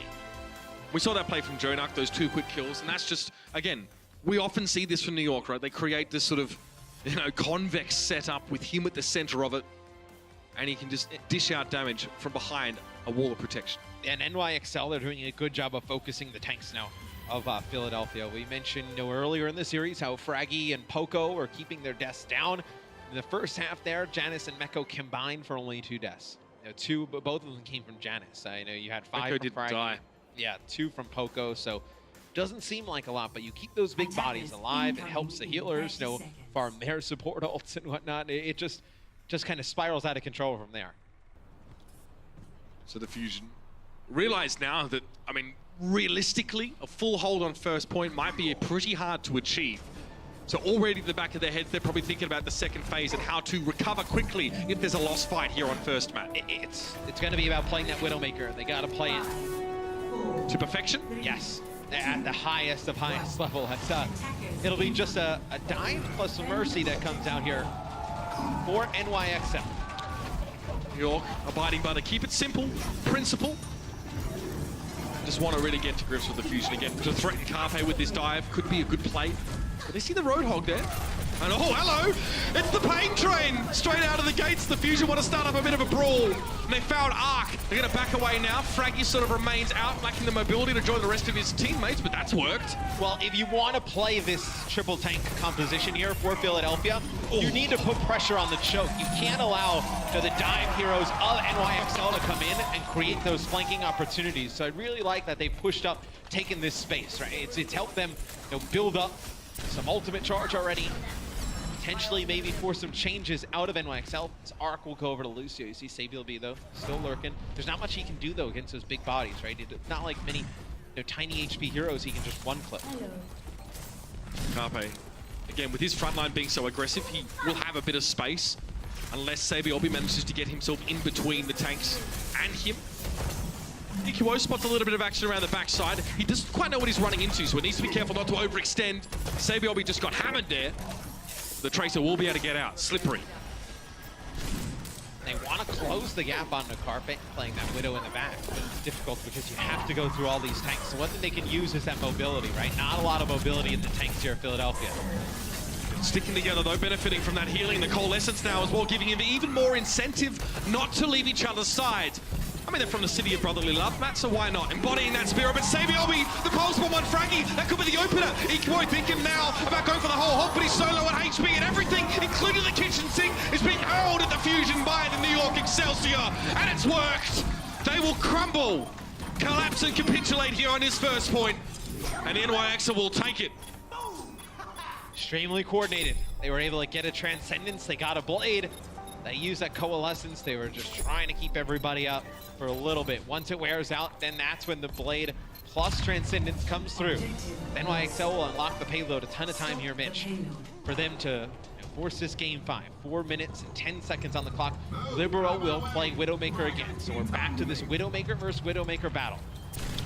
Inch by inch, the Fusion are losing that control over this series. New York really only have to get the payload down, mostly through this second stage, just outside the door. That's the start, though. Carpe finds Sabiel. Libero can settle to try and get some damage, but the rest of his team has to break sight lines. They're going to run Genji instead of Tracer here for the Philadelphia Fusion. So this is a comp that actually I kind of like. And EQO also is one of the better Genjis at finishing off kills. We see a lot of games he finishes high in final blows. So he's able to dart in there almost like a Tracer and finish these kills off and get out. Big involvement. We saw when he first entered the Overwatch League, he and Fraggy were back to back, you know, in a churning mess of enemies. They really like to get involved in those fights. Definitely not a passive Genji, and you can see right there, EQO exemplifies it, goes in for Meko. Boombox seemed to be slightly mispositioned there. And Carpe now needs to back away. Janus is probably going to stick around for this one. Oh, the Primal Rage, you say? Oh dear, I guess I should have said the grappling hook now. It's going to get battered, but the healing provided by Neptuno. So all Janus is doing is zoning. And EQO goes back and he's just trying to farm some ult charge onto Janus because he knows he's not going to be able to take out Carpe in the back. They'll lose both tanks here early, though. That's the plan for NYXL, Matt. The front line have been taken down. That's how they start, and now we'll have to see how they finish. It's going to be Carpe here, removed. EQO, it has to be a game-saving Dragon Blade, and it's not going to be enough. Not even remotely close. Payload sailing towards the end, and you can see that Neptuno has to throw himself at the point in Valkyrie just to keep it going, but it works. It stalls out the payload for the scant precious seconds the Fusion needed to return to the fray, and now Fraggy jumps in. Primal Rage is there. Poco being shunted off. He's going to be de-seated in just a moment. Carpe might try and flank Wyatt, but he may not have the time. They've got to go to the payload now. EQO blown up on the 76 as he tried to approach, and the payload is getting there. You better believe we get a map 5. It wouldn't be a Philadelphia-New York game without one. Another great performance from Libero here on Widowmaker. Helps him force a game 5. This one's going to be epic. It all comes down to one final map between the Philadelphia Fusion and the NYXL. Philadelphia already exceeded expectations, beating London today. First 2 maps looked incredible from them, but they're running out of gas. They need a little bit more energy to keep them going, to recover in between.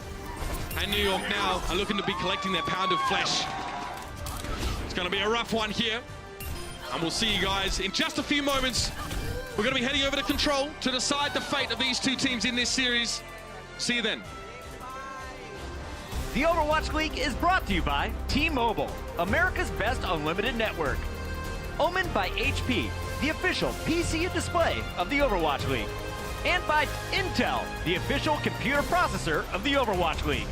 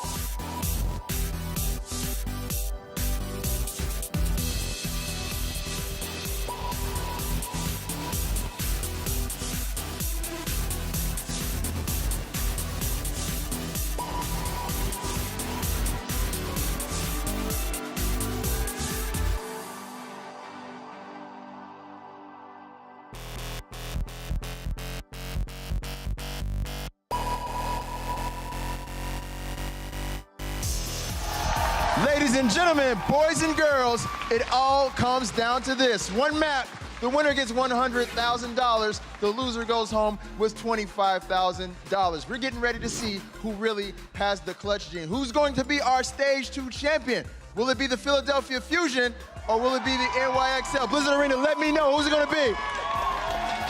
Let's find out right now and send it over to our casters, Uber and Mr. X.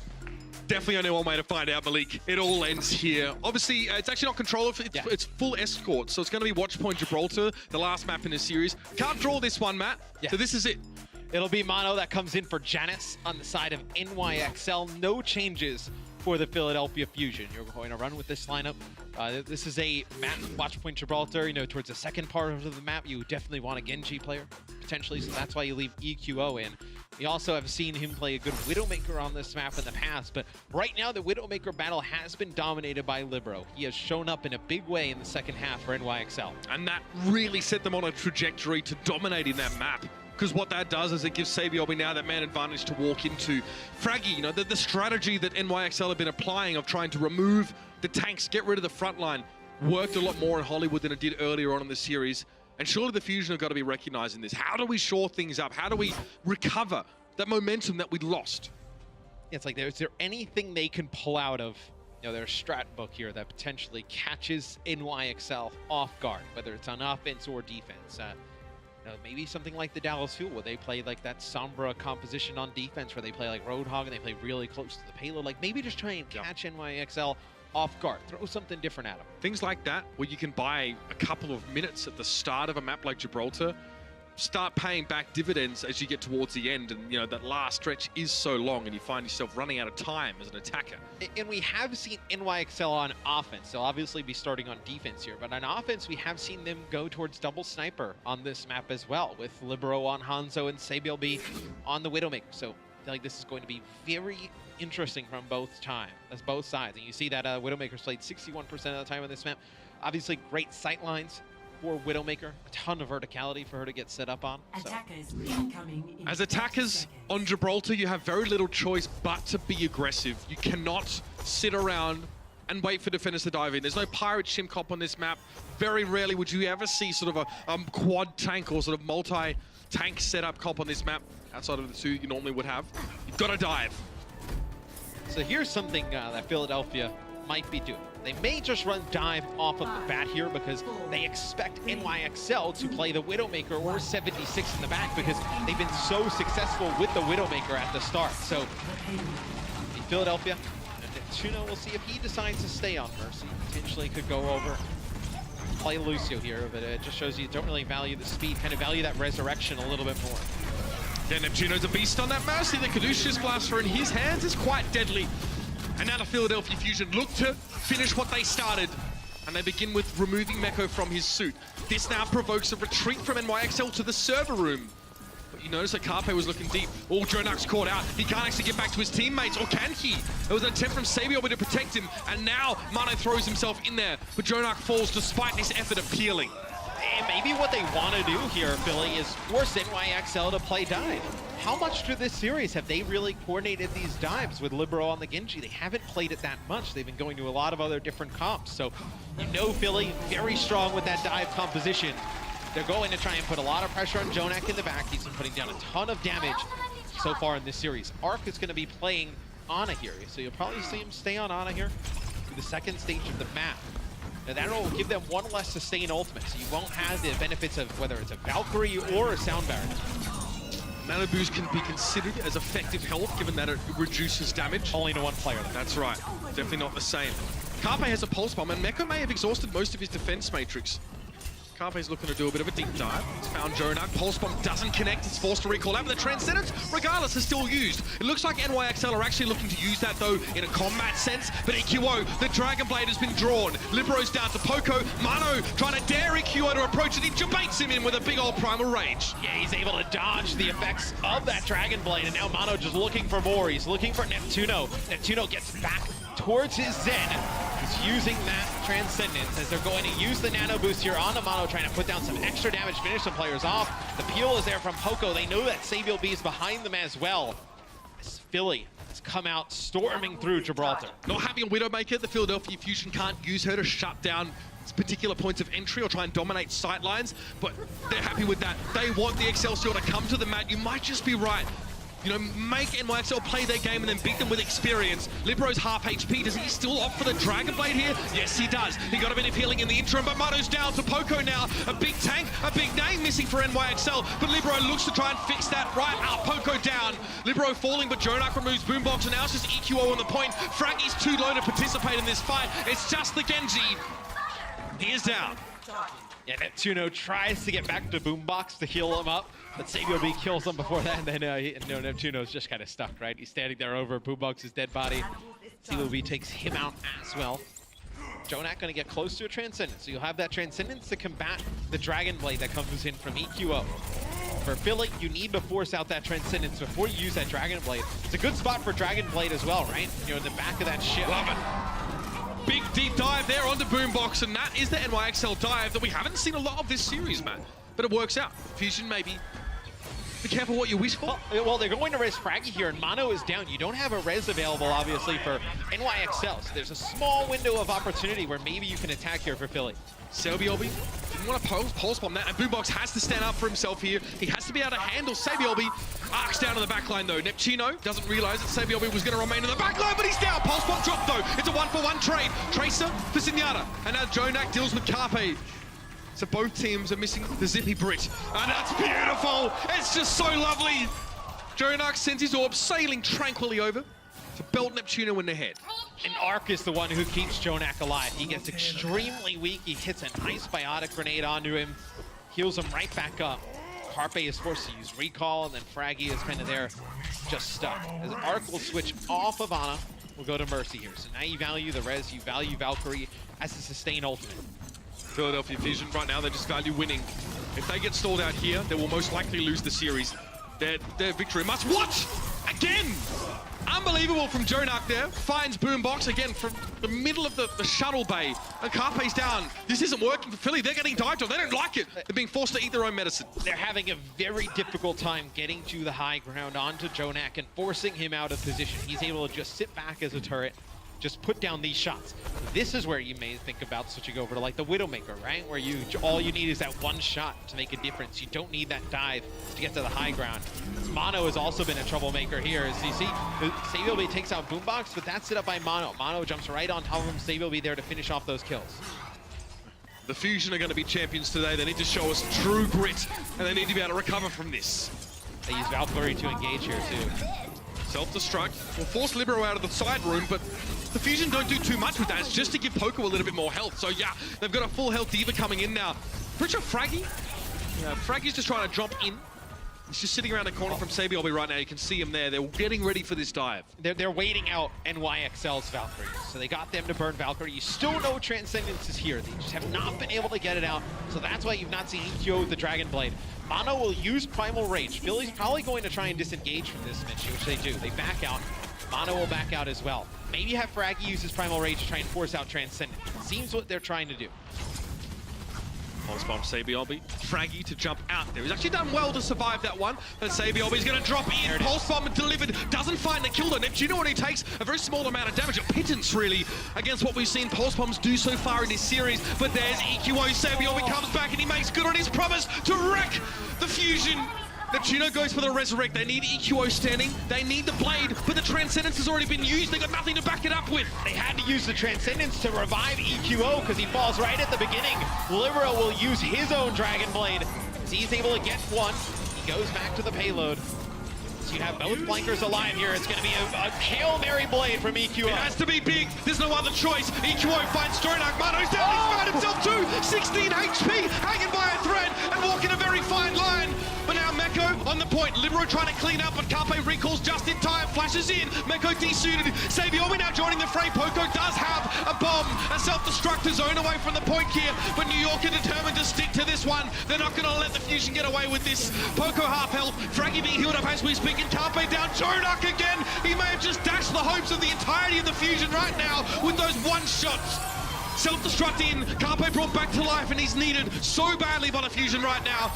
JJoNak now getting taken down. It was EQO to fight him. Neptuno flying back to Boombox to heal him on the point. The Pulse Bomb, though, found the Genji. Now it's time for the Coalescence, though. SabiOB looking worse for where Arc gets taken down. Poco found him. Meko, only a little bit of HP. He'll be desuited, and he'll be disciplined. Libero jumping in, a very low health Genji to try and keep this one going. Nowhere to be scene though. Saebyeolbe can't get there either, and the Fusion are still alive. EQO keeps him in this offensive side. He's able to pick up the kill on JJoNak. Arc then uses Valkyrie to try and get up in the sky, and he somehow gets up to take him out in time. Oh, by the way, then off the respawn as JJoNak takes out Carpe, EQO kills JJoNak again just as he gets Transcendence. Huge plays there from EQO. Talking about the Hail Mary. And it looks like the Fusion got the blessing they were looking for. Carpe, that one's been thrown over the edge, my friend. He won't get the pick on Mano. Mano now will try and cause some trouble in the backline. It's Libero's turn to step up and draw the sword. Neptuno nothing but the blaster. And it's not going to work. Libero will take 2 kills and be happy enough with that. Good protection by Meko to keep the Genji alive after he took a deep foray. So you get the blade out there. No Arc getting close to Valkyrie yet again. No support ult here for Philadelphia. So your best kind of plan of attack here is to maybe use this Dragon Blade, get both support outs from NYXL, and then have a chance, because Neptuno may get to Valkyrie at that moment in time. Saebyeolbe, again, looking for those supports. Boombox is getting used to this by now, being threatened. Poco dips back straight away, but his stick is still there! The Zenyatta blown to smithereens, and Saebyeolbe's not done there! 2 supports for the price of 1, and EQO, frustration, of course. He doubles back, he gets rid of Saebyeolbe, but that's it. And now NYXL could choose to spawn camp here. The Celtics trying to force them away with 2 seconds left. There won't be enough time. The Fusion stopped dead in their tracks. 2 checkpoints and 50 meters. And now, New York know exactly what they have to do to take this coveted Stage 2 title. Really smart plays from NYXL to push straight through there, not give Philadelphia the space to make a play, not give them the opportunity to get a big blade off yet again. Now, EQO did force out that Valkyrie on the flank, but they just were not able to get that Transcendence out. He doesn't actually even get a chance to use that blade there towards the end of the match. And now we'll see if NYXL can complete this reverse sweep. Now they got reverse swept in the Stage 1 finals. Be a nice way to end this one, getting a reverse sweep of their own, but Philly, I feel like, is not going to go down without a fight here. This is not going to be an easy offense. NYXL, by no means expected not only to have to face the Fusion in this final, but to be pushed to their very limit. And I guess sometimes it takes time to recover from the initial shock of it. But the Fusion have learned, they've developed over the course of the 2 series today. And now this is where we see the fruits of that labor. We see if the manifestation of the lessons they've received so far is going to be enough to hold the NYXL back.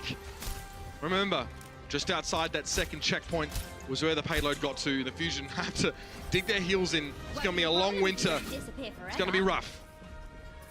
Philly on defense, Neptuno will play Ana.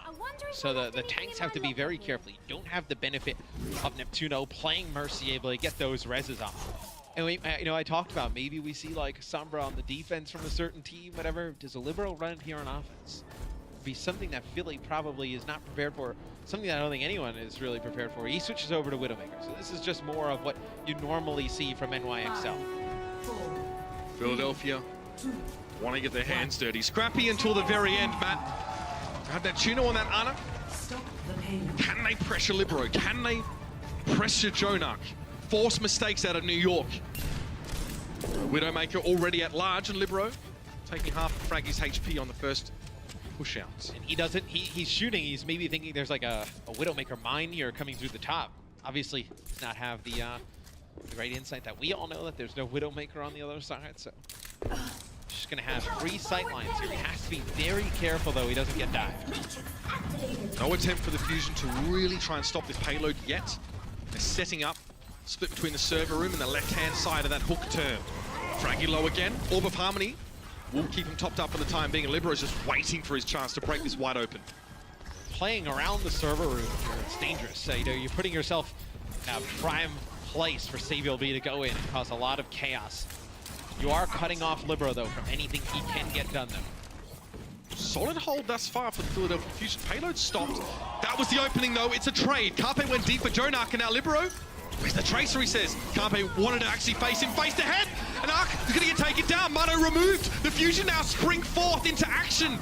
And despite the Nano Boost even being committed to EQO, he doesn't have to blade here. And there's a trans not far away for the Fusion. He uses the Nano Boost on EQO so he can get that dash straight through Arc and take him out before the res comes onto JJoNak, because then you would have had both support ups for NYXL at full strength with all their support ults, and you would have been down fraggy. So you needed to use that to make sure you got that kill. Saebyeolbe's Pulse Bomb, he knows where this is headed, straight to the server room. Can he put a virus in the system? That's the question. Pulse Bomb dropped in, he's got Neptuno, that'll do. Transcendence from Boombox, but as he pops out, he realizes it's nothing but a dastardly landscape to greet him. He will be removed. Mano, there he is. Poco desuited. Carpe removing Libero here, but it is the Fusion in complete and utter disarray right now. Carpe forced to zip on out. Saebyeolbe would love to chase him, but lacks the blink charges to do so. Carpe won't be able to do much at all, and the Fusion have to set up for the second phase here. First checkpoint reach for New York. First milestone on the way to their hoped victory. You would think, though, Philly should be able to win this next fight, though. Dragon Blade, Self-Destruct, and Primal Rage versus no support ults on the other side. They just need to close the gap. Manu challenging the back line of the Fusion to a tickle fight. Choose to opt out of that one. But Carpe and EQO use the absence of the tanks of NYXL to get in themselves and find the support. And they're going to win this fight without having to use Dragon Blade. So you hold on to Dragon Blade, now you have a Nano Blade for the next fight. It's pretty big to hold on to some of those ultimates there. They get that one just done with Fraggy's Primal Rage. And you imagine they're going to play extremely close. And NYXL, they expect that. They switch off of Widowmaker, they go over to Genji. They're going to dive up on the high ground. Neptuno, most likely here, going to be the target. Ana, who can't really defend herself at that close range. Nano Blade here, EQO, it's definitely not Nano's side! It's massive! 3 kills, and he got both of the supports, Matt. Definitely the most important part of that one. The 1-2 punch, and EQO finishes in style. All the trimmings. Lovely Dragon Blade there. Close the fight. And another good thing about running Ana here for the Philadelphia Fusion is obviously that Nano Boost, but the Biotic Grenade's at range. You know, when there's only really, what, 4 entrances here for NYXL, you know, the 2 doorways on the top, and then the 2 doorways on the bottom, you can land big Biotic Grenades that deny a ton of healing on the way out. Dive defense. Definitely working out for the Fusion thus far. They've had to, you know, commit ultimates such as Nano Boosts and Dragon Blades, but so far so good. Carpe would love a Pulse Bomb, but he's not going to have one for a while here. It has to be a bit of a vanilla approach by the Fusion. Carpe evading his attacker there at 11 HP. And that's Mano going for the Primal Rage now. He actually was Biotic Grenaded. See if that actually makes a huge difference in the grand scheme. No, the Transcendence does get forced out. Neptuno was trying to avoid that occurring, but Boombox now has to drop down and get his ult on. And I caught it there for a split second. Mano was actually slapped, and then the peel comes in from, I believe, Fraggy, and ends up waking him up, and then he uses the Primal Rage to stay alive, which in turn forces out Transcendence from both teams. So you also have no Valkyrie here for NYXL. So you will have this Nano Boost. You're going to give it on a Boombox to just keep him alive. Oh, it's perfect! Nano Boost to Boombox, and he gets the job done. Extra damage, but more importantly, staying alive is the name of the game. Poco getting hammered though, definitely getting pressured. Libero going with the Dragon Blade. Byron Aid was thrown, but not enough to stop Libero. Still very healthy, and now he'll slice and dice Poco out of his mech. The payload this entire time has been moving forward, and the NYXL are getting so close now, Matt. They can taste victory, but they haven't got it yet. Carpe in, Pulse Bomb, that's a stick! Okay, Libero blown to smithereens, but Fraggy's also going to go the same way. EQO down, Carpe can't get there, and here it is. It's the final stretch for New York. 50 meters stands between them and stage 2 victory. 3 minutes left on the clock. Oh, and they have a great set of ultimates here. They're going to have Transcendence and Valkyrie. Libero will switch off of Genji. Will go to Widowmaker. All it takes is one pick. You're going to have Carpe play Widowmaker. You're not going to have a Tracer because EQO has that Dragon Blade. You want to get a use of it. Again, we see this off from Saebyeolbe. Paved the way to victory with a well-placed Pulse Bomb, particularly in the direction of those supports. All he sees right now, or hears, is that D.Va. That's a target. It's also a target. Sees Boombox in the backside, thinks better of a Pulse Bomb. Doesn't quite go where he intended it to, but the payload is so close now, Matt. He's teetering on the edge of ending the game here and now. Dragon Blade for EQO. Fraggy needs to stay on the payload. He's got no choice. Boombox has to commit. He and Neptuno standing tall. Now the Resurrector's going to be there. It's Poco that's brought back to the fight. JJoNak goes in. Poco never got to remech. Libero picked him off on the Widowmaker. JJoNak now low, but he's been pocketed by the healing. And it's just EQO. One man. Neptuno to step up. Carpe on the Widowmaker has to fight the old-fashioned way, but it won't be enough. Ever upward, and the NYXL stand finally at the top.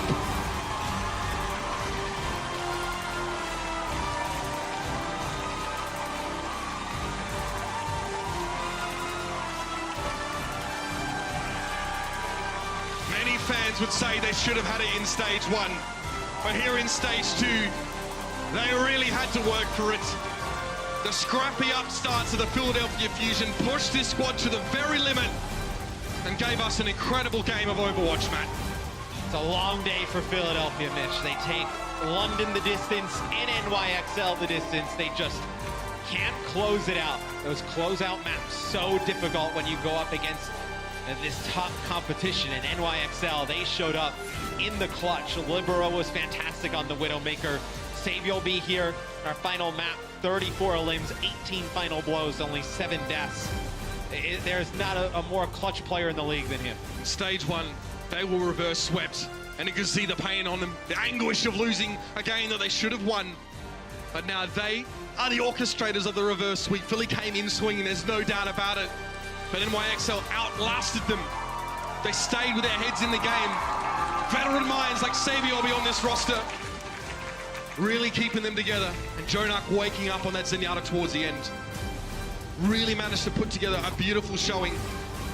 And this team now do take their rightful spot as the stage 2 title holders and the best Overwatch team in the world, Matt. I think that's a safe one to say. Oh, they have solidified that spot without a doubt, at least in my mind, that they are the best team we have in Overwatch League right now. Let's go to the desk to break it down.